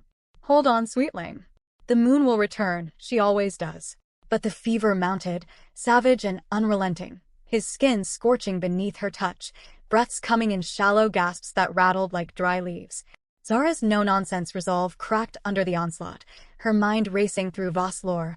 Fevers under eclipse were ill omens, harbingers of resurfaced curses. The Shadowbind, a hex from the Red Fang Wars, woven by defeated shamans to wither enemy bloodlines. Whispers in the kitchens had carried it earlier that week. The Luna's death under the blood moon. It woke the old shadows. The air bears the mark. She'd scoffed then, steeling against superstition. But now, as Thorne arched in delirium, his cries piercing the thunder, doubt clawed deep. The door burst open, admitting a whirlwind of cloaks and urgency. Harlan, flanked by 3 healers from the Eastern Covens, elder betas in robes embroidered with protective sigils, their scents a cloying fog of herbs and incantations. Rain sluiced from their hoods, pooling on the threshold, and Harlan's face was a mask of grim portent, amber eyes flicking from Zara to the cradle. "The storm calls the curse," he barked, voice barely audible over the gale's howl through the cracked window. "Council sensed it at moonset. The eclipse stirs the bind. Healers now." The eldest, a crone named Eloan with eyes like chipped flint, elbowed past, her satchel clanking with vials and talismans. "Step aside, Voss. This is no Omega's mending." Her tone dripped disdain, but Zara held her ground, arms crossed, chin lifted in Voss defiance. "I've mended him before when your potions failed. Let me out." Harlan snarled, claws half extended, his beta aura pressing like a physical shove. But Grayson stormed in behind them, cloak sodden, silver-streaked hair plastered to his brow, amber eyes wild with paternal terror. Enough squabbling. Save my son, or the ridge claims your heights. His gaze locked on Zara's, a flicker of desperate trust amid the chaos, her song, her right, but the healers swarmed the cradle, drowning her protest. They worked with frantic precision. Moonroot elixirs poured down Thorne's throat in bitter rivulets, silver-threaded bindings draped over his limbs like spectral chains, chants in the old tongue rising in discordant harmony to counter the curse's murmur. Aloan traced runes on his chest with ash-mixed salve, her voice a rasping invocation. Lunar, unbind the shadow's coil. But the fever raged on, unyielding, the pup's cries fracturing into sobs that shook his fragile frame. Lightning illuminated the failure, runes fading to smoke, elixirs bubbling uselessly on his tongue, the healer's faces paling as the eclipse deepened, the moon's disk a blackened wound in the heavens. He's burning from within, the youngest healer stammered, hands trembling as she checked his pulse, erratic, thready. The bind roots deep, it's feasting on the Luna's echo. Mortal arts falter. Then invoke the deep rites. Grayson roared, slamming a fist against the wall, stone dust sifting down like grim confetti. Rain lashed harder, wind shrieking through the eaves, and Thorne's wail peaked, a sonic blade that felled Aloan to her knees, whispering prayers to a deaf goddess. Harlan gripped Grayson's shoulder, voice low. Alpha, the shadow claims what the blood moon marked. We may lose. No. Grayson's denial was a thunderclap, but his eyes sought Zara's across the fray, the pole between them a lifeline in the maelstrom. She stood unmoving, obsidian gaze steady, her wolf surging with forbidden knowledge, the Blood-Bound Rite, deeper than the moonweave, a vast secret that demanded essence for essence. Sacrifice. It blurred the line between savior and martyr, omega and equal. As thunder crashed, eclipsing the pup's cries, Zara stepped forward, voice cutting the din like silver through shadow. I'll save him. But not with your herbs. With blood. Chapter 14, The Blood-Bound Rite. The nursery devolved into a tempest of its own, the healer's chants faltering as Zara's words hung in the air like a gauntlet thrown. Rain hammered the windows in relentless fury, the eclipse's shadow cloaking the room in inky void broken only by lightning's merciless strobes. Thorne's fever had crested to delirium, his tiny body convulsing in the cradle, skin slick with sweat that gleamed unnaturally silver under the sporadic flashes, marks of the shadowbind manifesting, ethereal thorns coiling across his limbs like spectral chains. The pup's cries had thinned to ragged gasps, each one a knife twist to Grayson's gut, his alpha form straining beneath his skin, claws pricking through fingertips in futile rage. Aloan whirled on Zara, face contorted in horror, her beta scent spiking with outrage. Blood right? You dare speak of the Crimson Veil? That's shaman's folly, reserved for alphas under solstice war. An omega invoking it invites the goddess's wrath. Your blood will poison the air, Voss. Harlan's growl rumbled deep, claws fully bared now, positioning between Zara and the cradle. Stand down, girl. Your moonsongs sufficed for whimpers. This is curse work. The bind devours the unworthy. Unworthy? Zara's retort lashed out, no-nonsense fire igniting her obsidian eyes, her stance unyielding amid the chaos.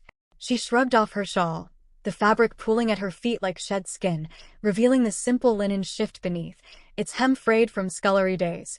Your bind devours everyone, Luna Airpack. I've Voss blood in these veins, rites older than your coven's prattle. The Crimson Veil binds life to life, essence to essence.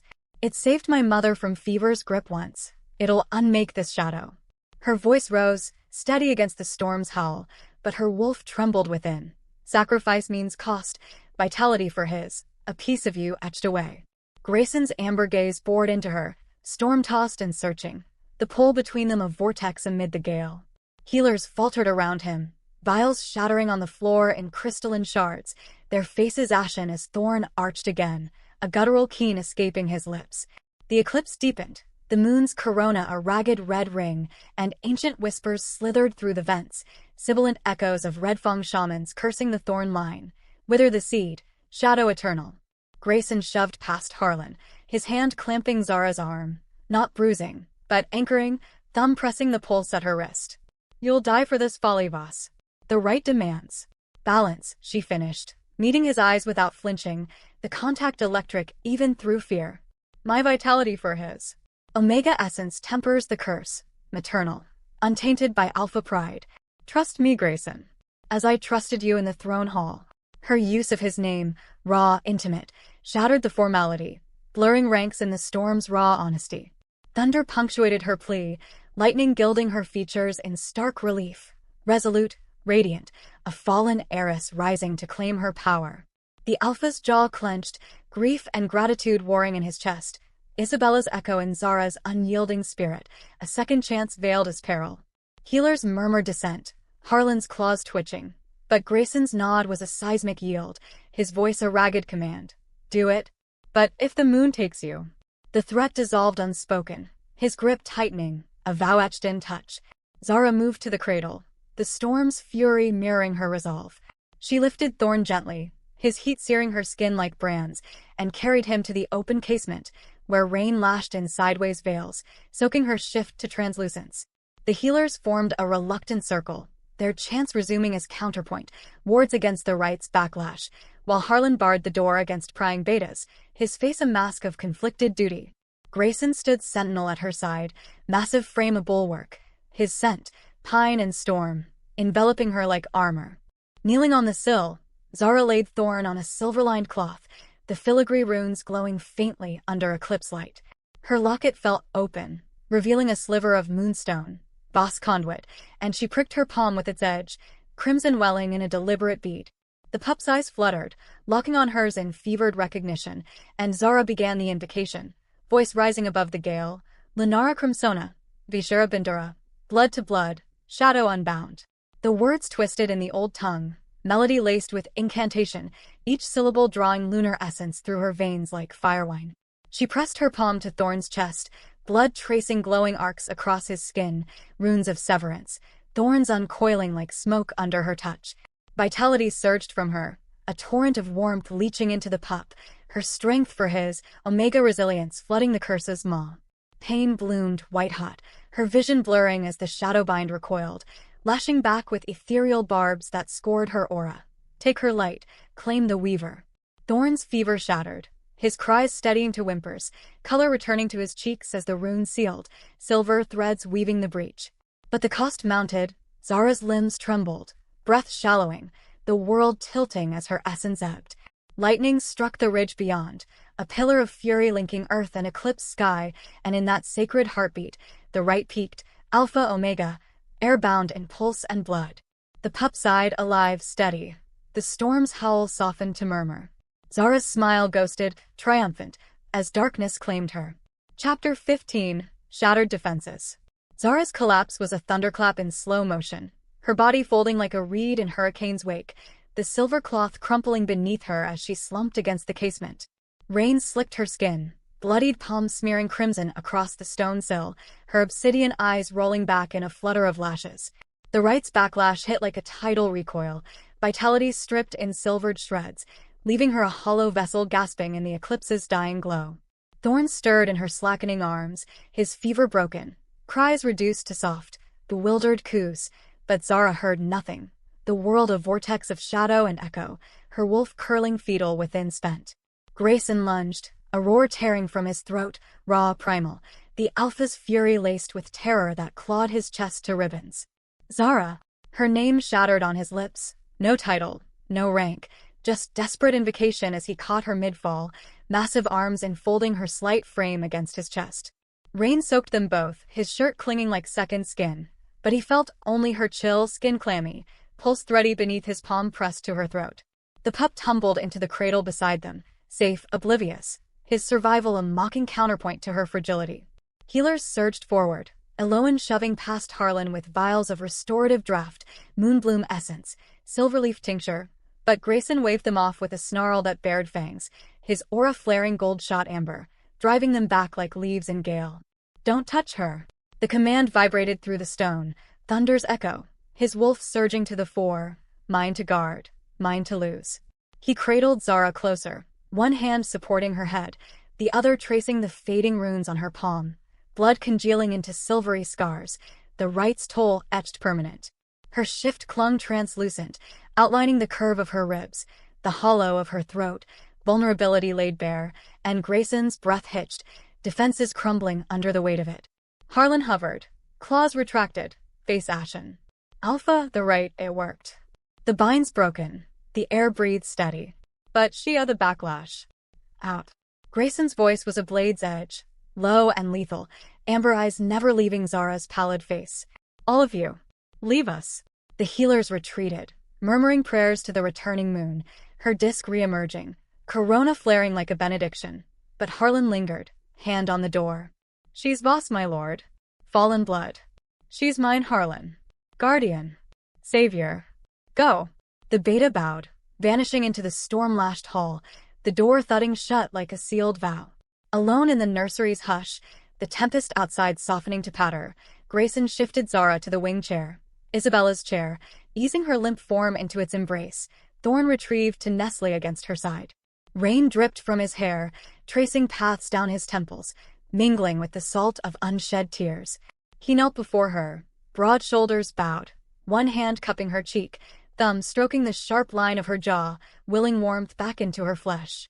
Foolish, fearless woman, he whispered, voice fracturing like storm-tossed waves. You bound your light to his shadow. For what? A pup not your blood? A pack that spits your name. Her eyelids fluttered, a faint stir, and Grayson's heart seized, gratitude crashing through him like the Rites surge, raw and unfiltered.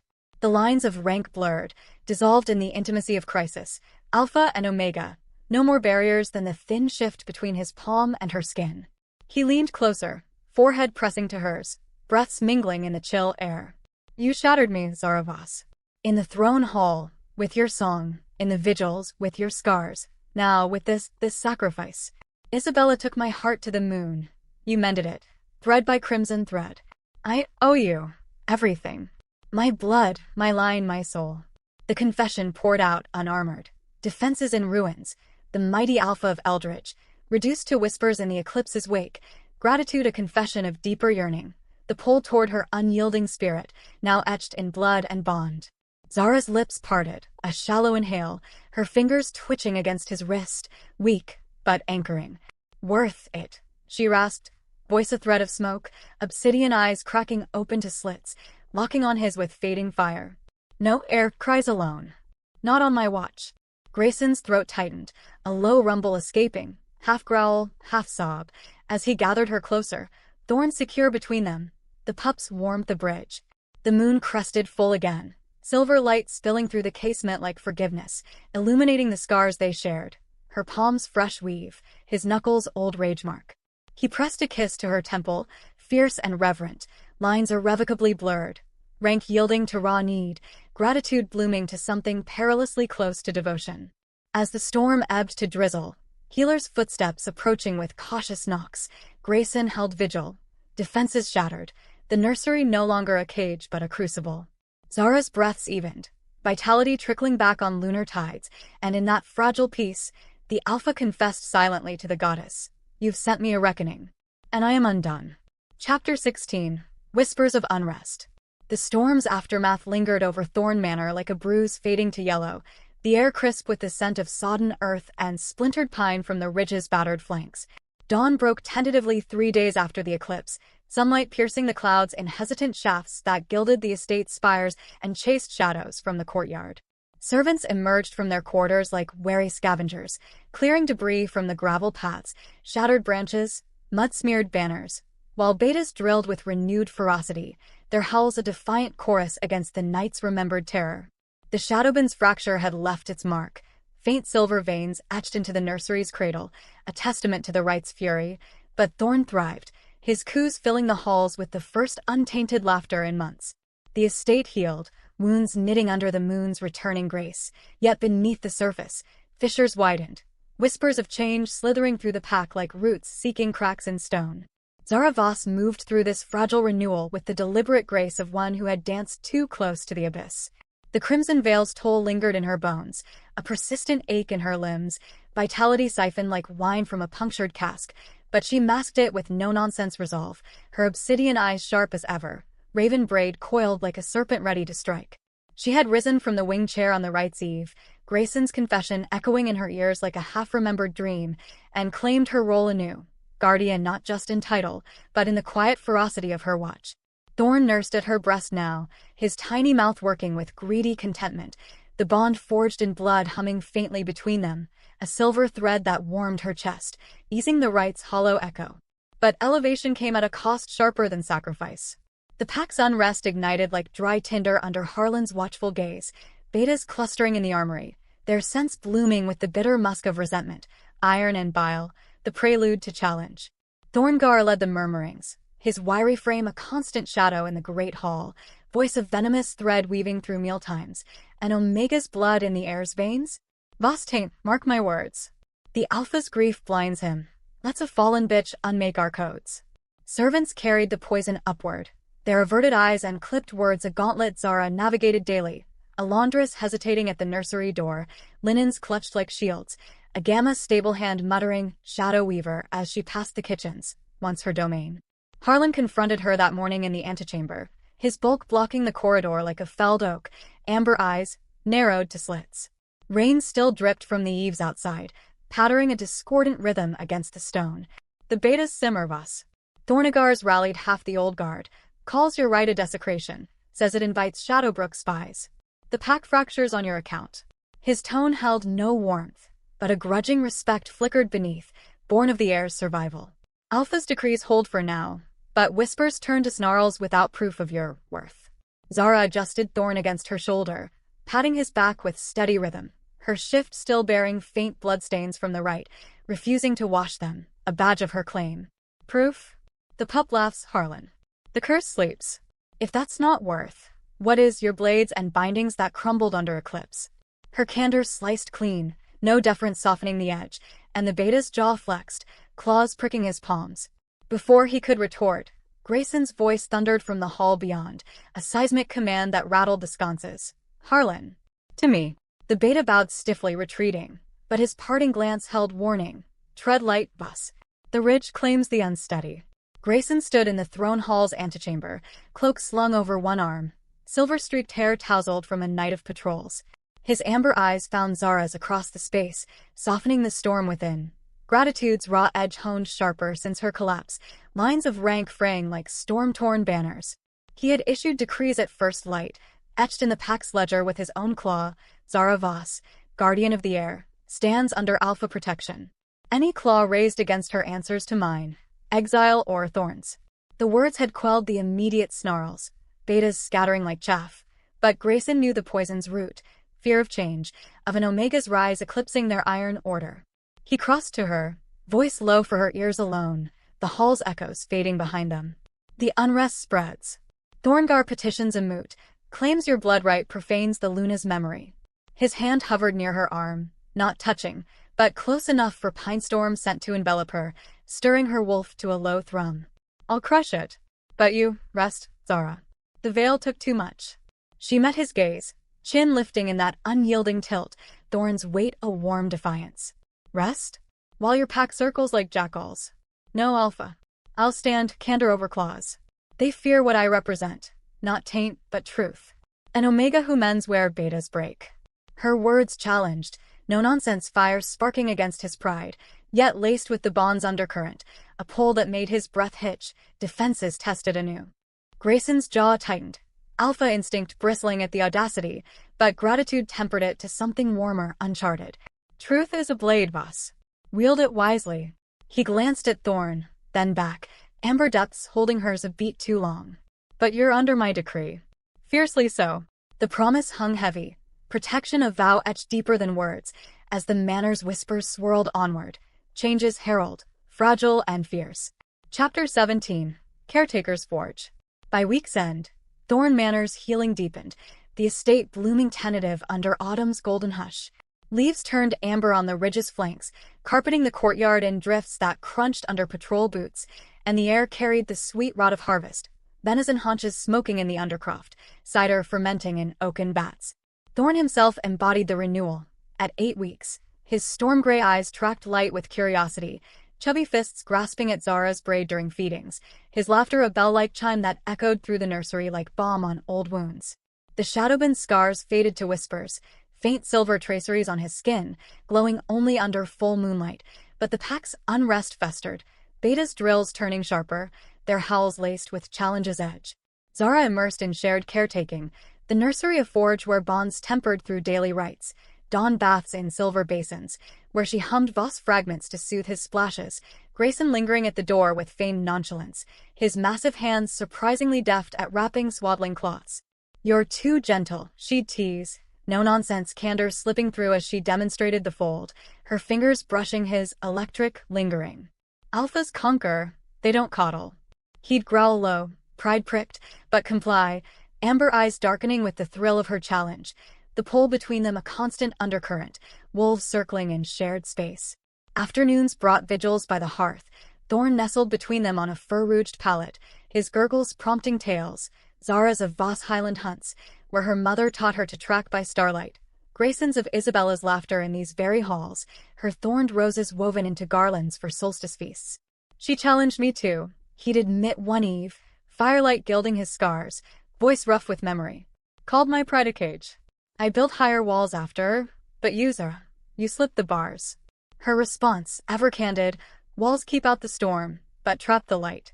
Let Thorne teach you openness, Grayson. He's your mirror, not your chain."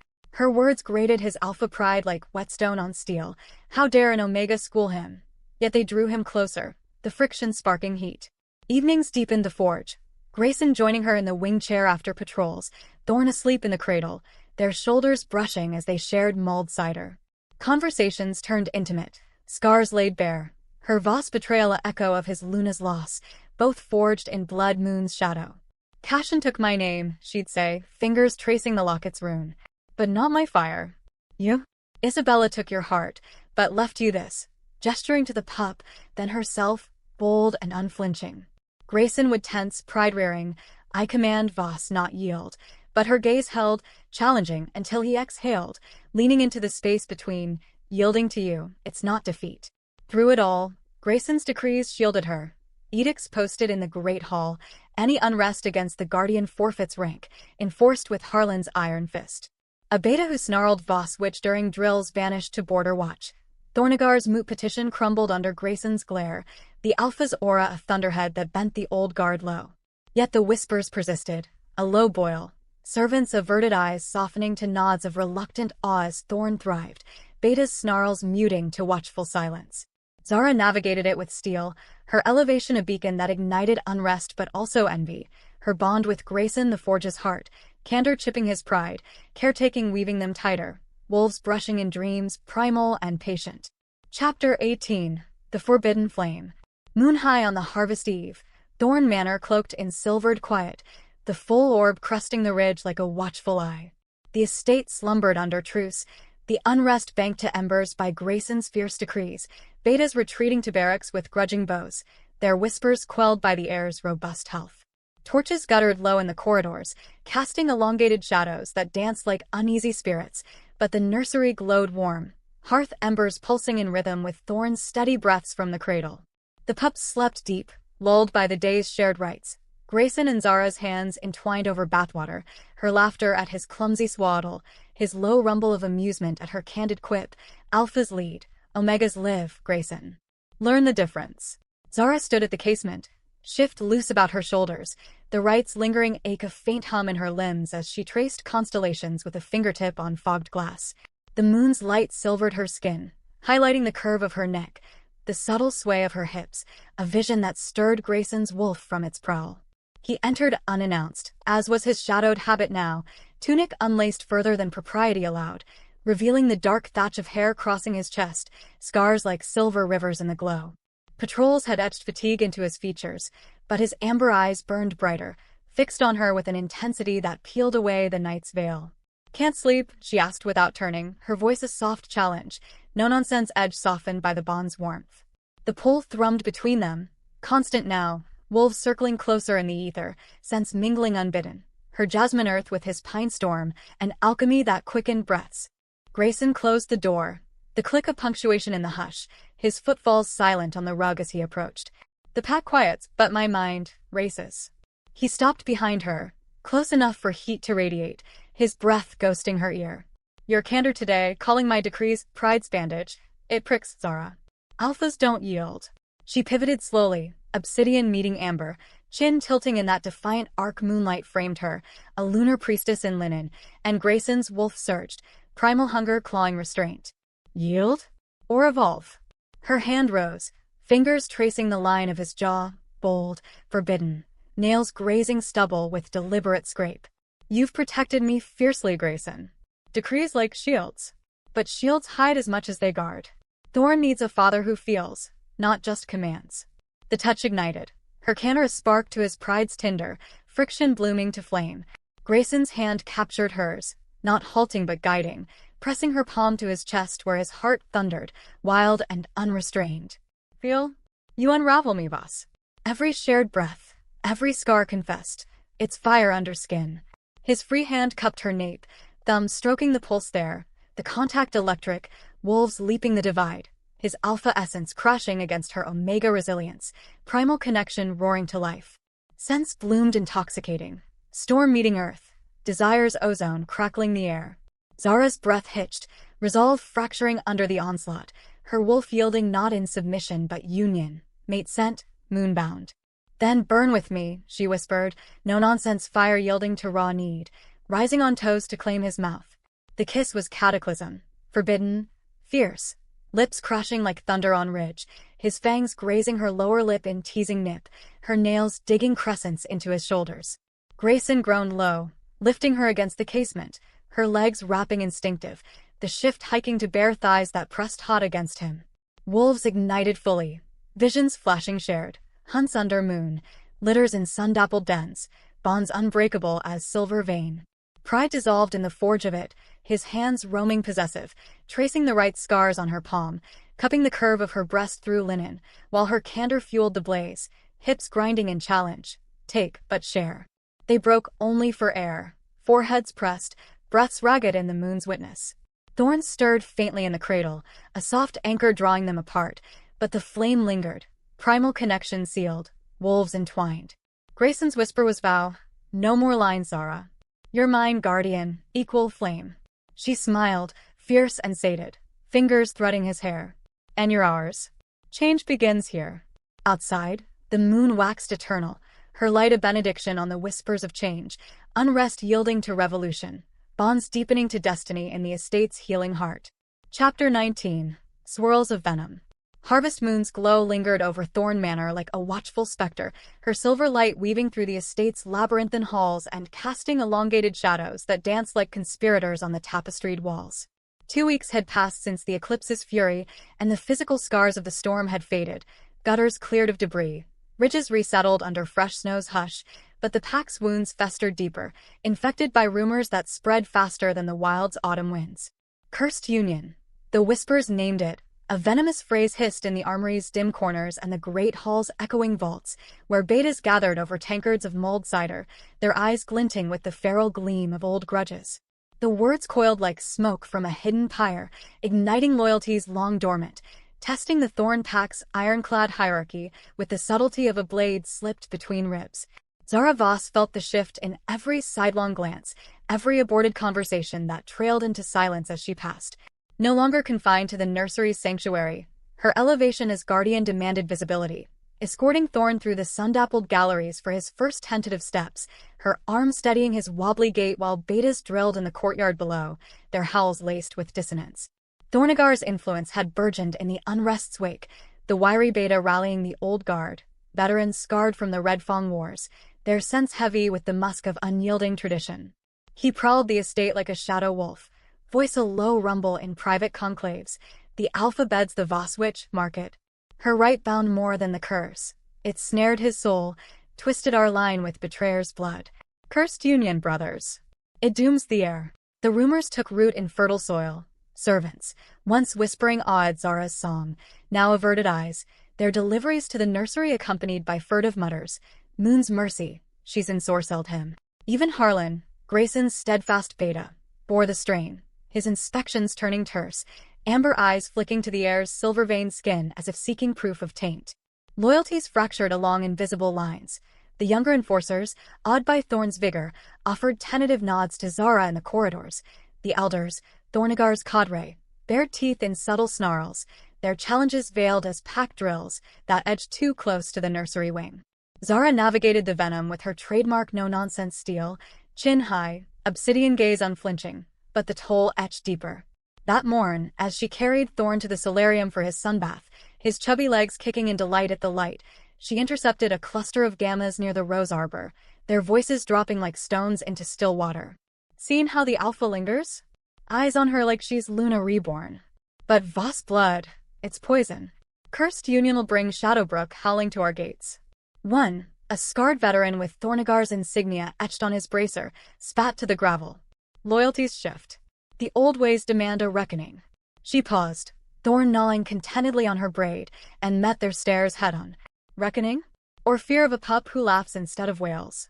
Her voice carried clear, laced with Voss candor, drawing heads from nearby patrols. Your old ways nearly felled him under the Eclipse. My blood mended what your blades couldn't. Call it curse if it suits your pride, but loyalty's true bend to survival, not spite. The gammas shifted, unease rippling their scents, bitter as oversteeped rue, but Thorngar emerged from the arbor's shade, wiry frame taut, fangs flashing in a mocking grin. Bold words, Voss. But the pack's blood runs Thorne, not your fallen dregs. The Alpha's decrees shield you for now, but curses whisper louder than songs. He leaned in, voice a serpent's hiss. Watch your step. Loyalty's test, some snap. Zara held ground, Thorne's warmth a talisman against the chill, but as Thorngar retreated with his cadre, the encounter lingered like frost on skin. She pressed on to the solarium, the glass-domed haven where sunlight pooled like liquid gold on mosaic floors depicting lunar hunts. Grayson awaited there, broad shoulders silhouetted against the panes, his presence a gravitational pull that quickened her wolf despite the unrest's weight. He turned as she entered, amber eyes tracing her form, raven hair loose today, framing features sharpened by resolve, before softening on Thorne, who reached chubby arms toward him with a gurgle.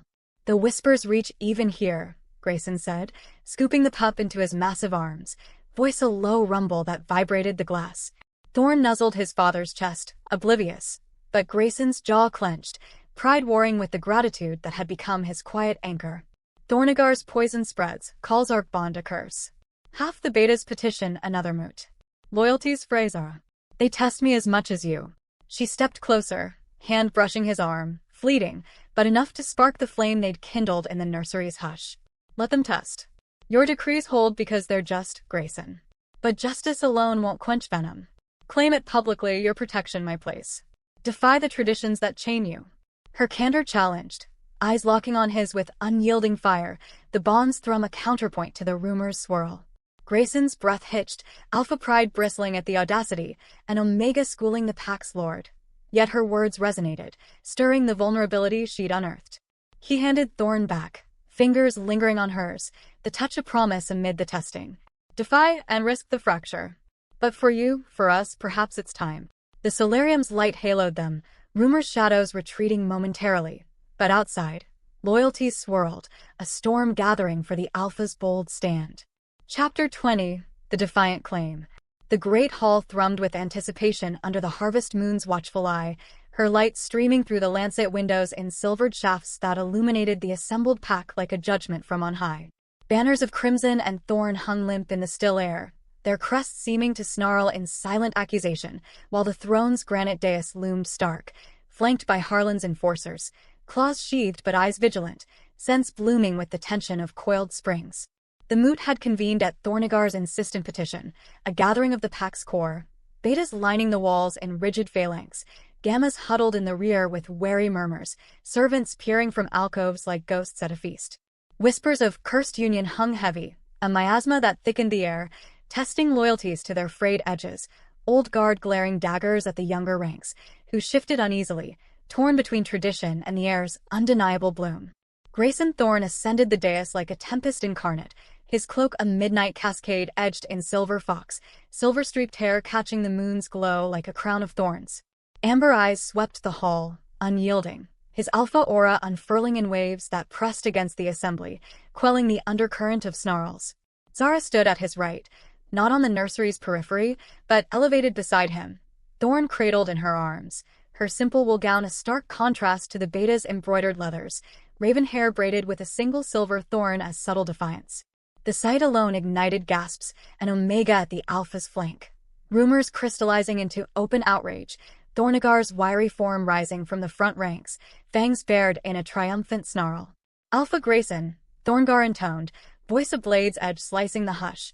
The pack convenes under ancient rite. The Voss woman's rites, her blood, have woven shadows into our line. Whispers call it cursed union, omega sorcery ensnaring the Thorne soul, tainting the air with betrayer's venom. Traditions demand severance. Exile her, reclaim the purity of Fong and fury.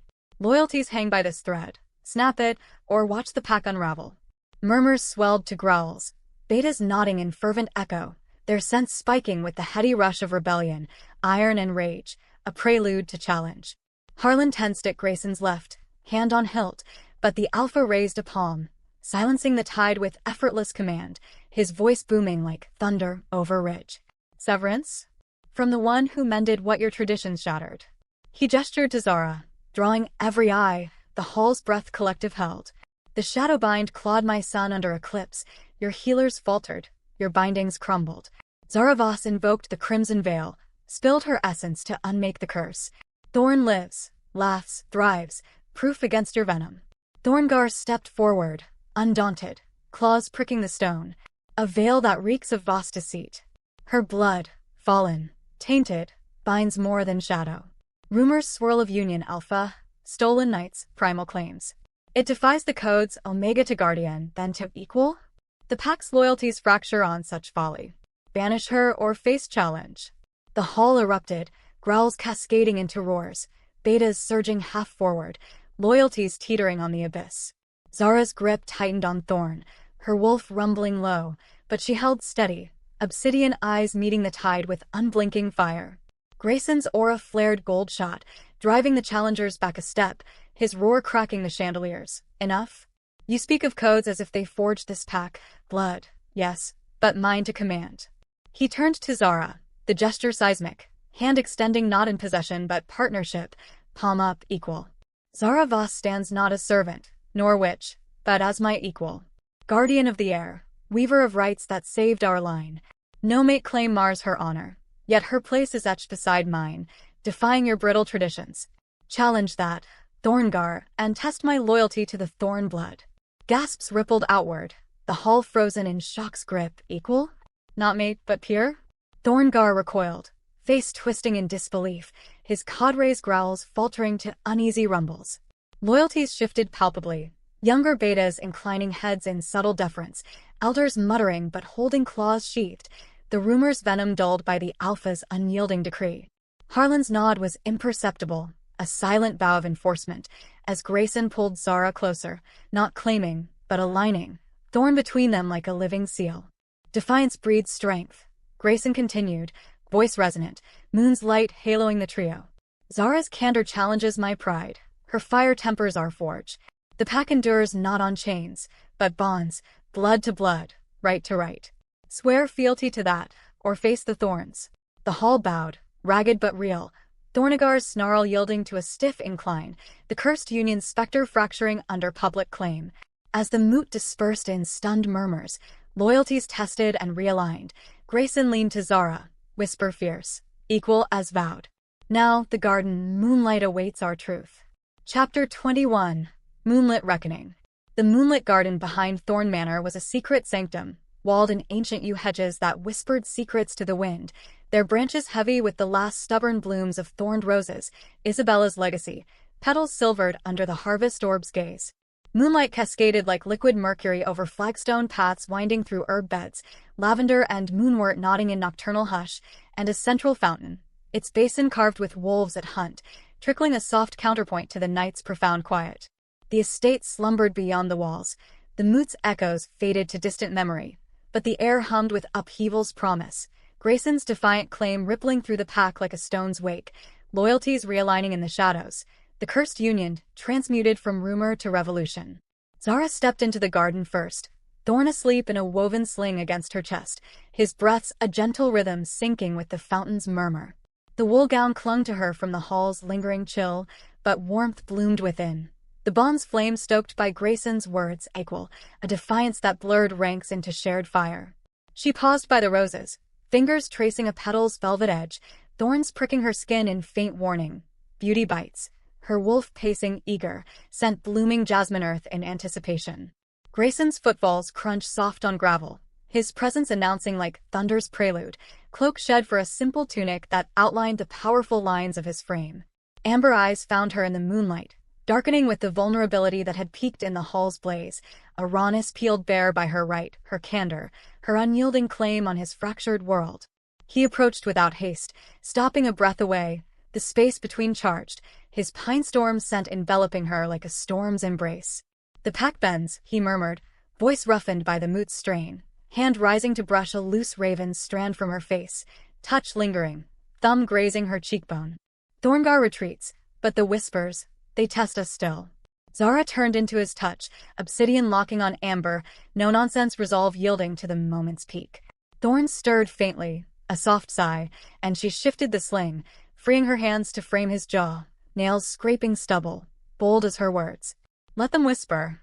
You've claimed me equal, Grayson, not mate, but peer. That's upheaval enough for one night."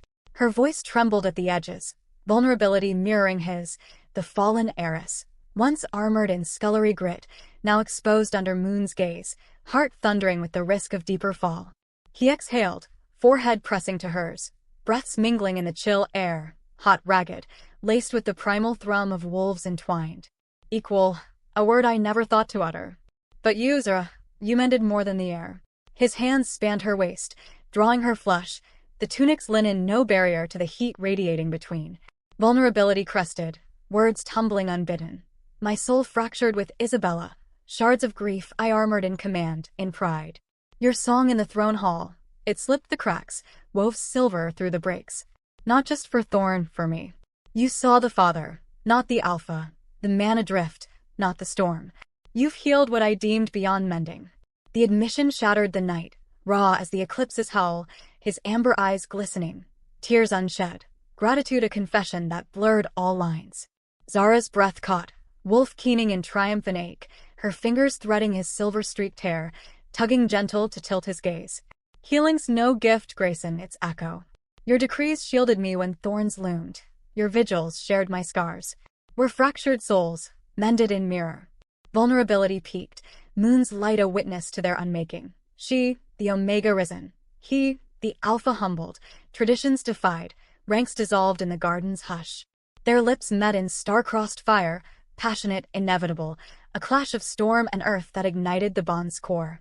Grayson's mouth claimed hers with alpha hunger, fangs grazing her lower lip in teasing nip, eliciting a gasp that he swallowed deep, tongue delving to taste jasmine and resolve. Zara arched into him, hands roaming possessive, clawing down his back, nails etching crescents through linen, her wolf surging to match his primal roar.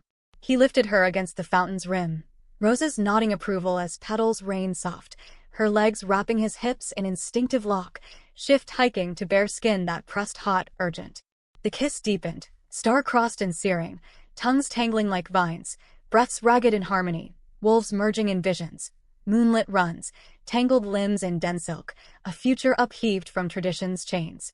Thunder rumbled distant, a promise of storms to come, but they broke only for air, foreheads pressed, hearts hammering in unison. Grayson's whisper was vow against her throat. It's the upheaval the pack fears. But I'll burn traditions for it, for you." Zara smiled, fierce and sated, fingers tracing his scar-laced knuckles. "Then let it burn. Equals forge new moons." The garden held them in silvered peace, the kisses promise a beacon amid swirling rumors, upheaval's spark, igniting a pack reborn in flame and fong. Chapter 22, Blossoms of Renewal. Spring unfurled over Eldridge Ridge like a long-withheld breath, chasing winter's skeletal grip with verdant insistence. The highlands, once cloaked in frost-laced thorns and barren crags, now erupted in riotous color, wild heather blanketing the slopes in purple haze, hawthorn blossoms drifting on breezes that carried the sweet rot of thawing earth and the sharp tang of new growth. Thorne Manor's walls, scarred by the eclipse's lashing rains, seemed to exhale in sympathy, ivy tendrils creeping bolder up the granite, rose arbors in the garden, bursting with crimson petals that echoed Isabella's legacy while nodding to Zara's unyielding fire. The estate pulsed with life's resurgence, a symphony of birdsong threading through the courtyards where betas trained under milder suns, their howls softened from winter's savage edge to something almost harmonious. At the heart of this renewal stood Thorne, the pup, no longer a fragile wisp haunted by curses, but a thriving whirlwind of 9 months' vigor.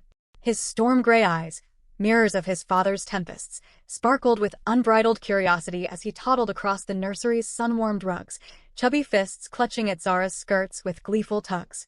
Silver veins from the shadowbind had faded to mere whispers on his skin, glowing only in moonlight's caress, and his laughter rang clear, a bell-like peal that chased echoes of old wails from the halls. He embodied spring's promise, resilient, blooming from near-death's soil, his every coup a testament to the rites that had bound him to life.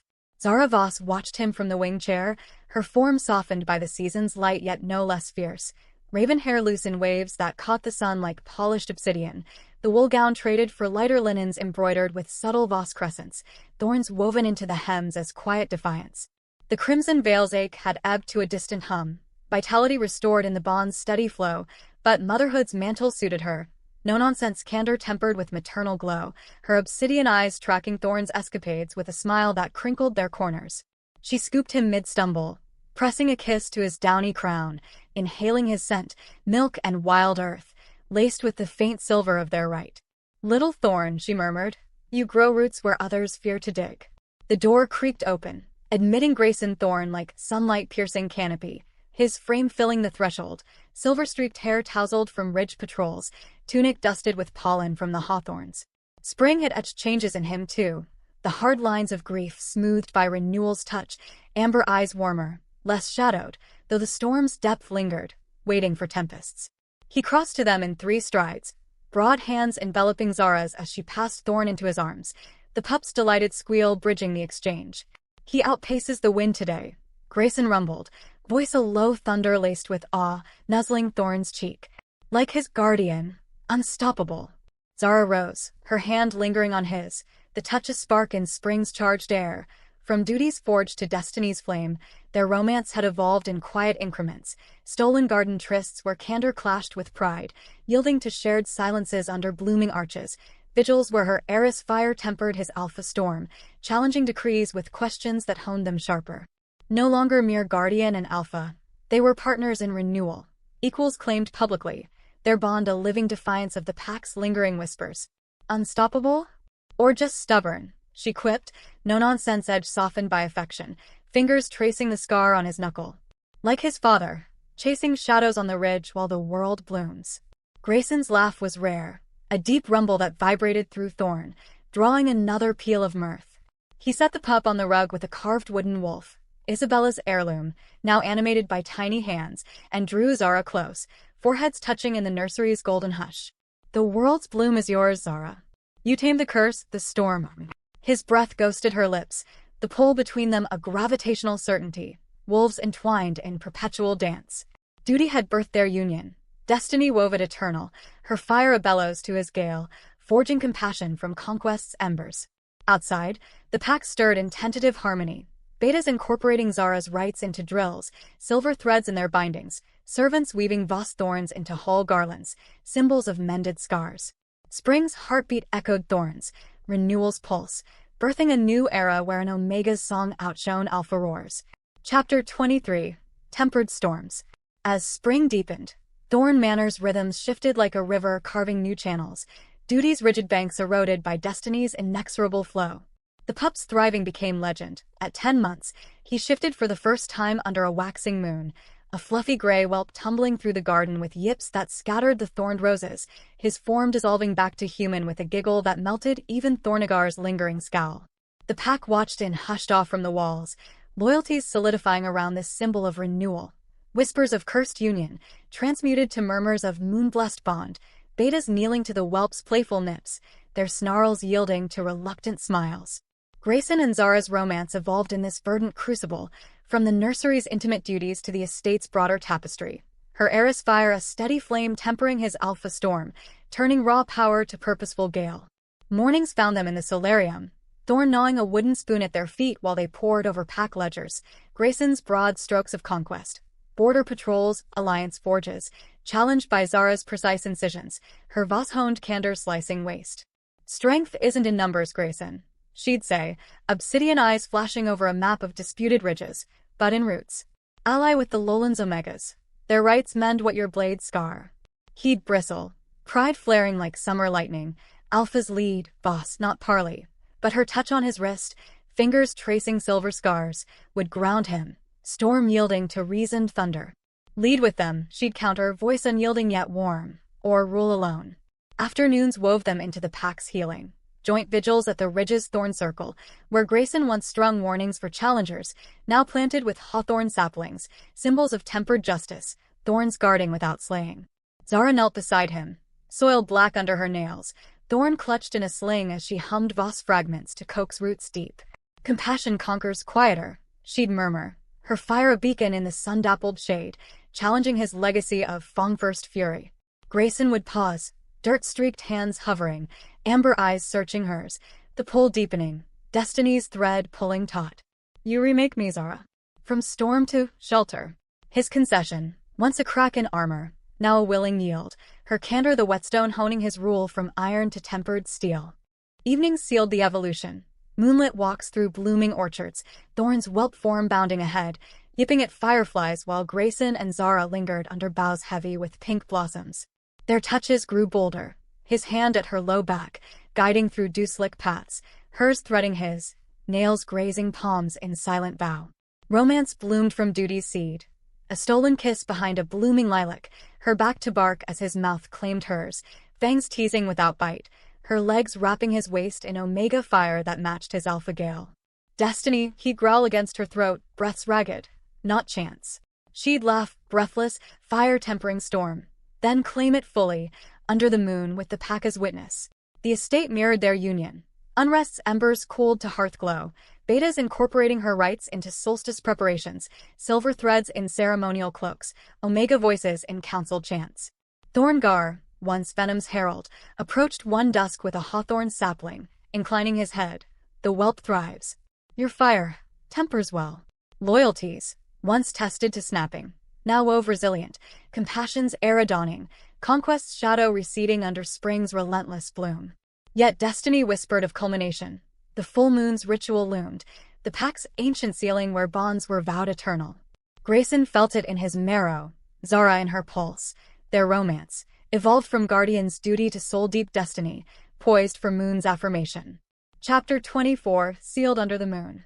The full spring moon rose like a pearl from the ridge's embrace, her orb vast and luminous, bathing Thorne Manor in a tide of silver that transformed the thorn circle into a sacred amphitheater. Ancient yews ringed the space, their branches interlaced like guardian claws, while hawthorn blossoms carpeted the flagstones in white drifts, petals stirring in the night's hush like offerings to the goddess.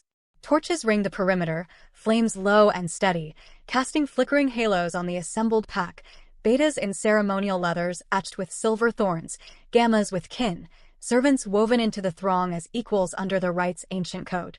Whispers had ceased. This was sealing's eve, where unions were bound eternal, compassion's vow supplanting conquest's roar, a new era birthed in moon's gaze. At the circle's heart stood the altar, a slab of ridge granite veined with quartz, inlaid with Voss crescents and thorn wolves, flanked by braziers blooming with moonward incense, sweet smoke curling skyward in supplication.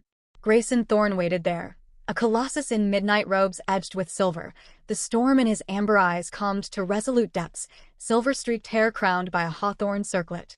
His pride, once a gale unchecked, now tempered by Zara's fire, evolved from duty's forge to destiny's unyielding claim, stood bare, vulnerable under the moon's scrutiny.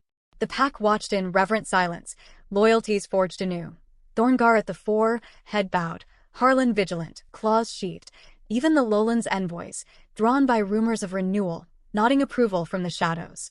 The procession began with Thorne's howl, a first true shift under the full orb, the 10-month whelp dissolving to gray fur and bright eyes, his yip piercing the night like joyful affirmation. He bounded the circle's edge, nipping at hems in pup play, drawing chuckles that rippled through the ranks, compassion's laughter, conquest's echo silenced. Then came Zara, emerging from the yews like moonlight incarnate, her gown a cascade of silver-shot linen, thorns embroidered in obsidian thread, raven hair unbound in waves that caught the breeze like dark silk. No longer fallen heiress but risen equal, her obsidian eyes locked on Grayson's, fire-tempered to luminous resolve, their romance's evolution etched in every step, duty's embers to destiny's blaze. She ascended the altar, Thorne whelped tumbling to Nestle at their feet, his form shifting back to human with a contented sigh, cradled by a Gamma attendant. The pack's breath held as Grayson extended his hand, palm scarred silver, equals vow, and Zara clasped it, their touch igniting the bond's core. Wolves merging in primal harmony, sense blooming intoxicating.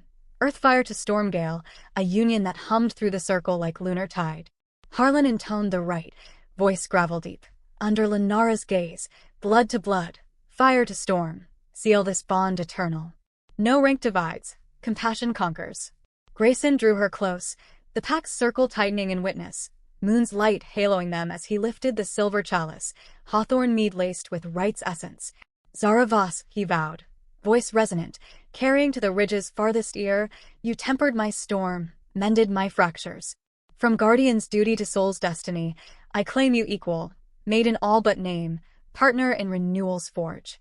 He pressed the chalice to her lips, then his, the mead's warmth sealing the words, then bared his wrist, Alpha's vein pulsing, for her thorn prick, crimson welling to mingle with his in the basin. Zara's response burned bright, her voice clear as spring's first stream. Grayson Thorne, your gale challenged my roots, but together we bloom. Heiress fire to Alpha Storm, duty evolved to eternal flame. I claim you equal, heart to heart, in compassion's era.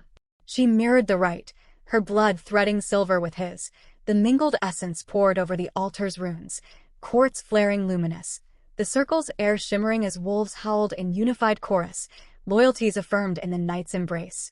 The ceiling peaked in moon's kiss, Grayson claiming her mouth in passionate vow, fangs grazing without mark, her nails etching crescents on his nape, star-crossed fire that rippled outward, the pack's howls cresting in joyful affirmation.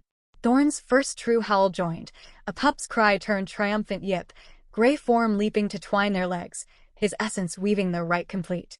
Petals rained from the hawthorns, incense smoke spiraling to the goddess, and the circle erupted in cheers, compassion over conquest, a new pack birthed under silver light. As the moon wheeled westward, Grayson and Zara stood entwined, Thorne between, the estate's heartbeat syncing with springs, Renewal's pulse, destiny's echo. Whispers silenced, traditions tempered, their union sealed eternal, fire and storm, equal and unbroken, heralding an era where songs outshone snarls, and a whelp's howl affirmed the moon's gentle reign.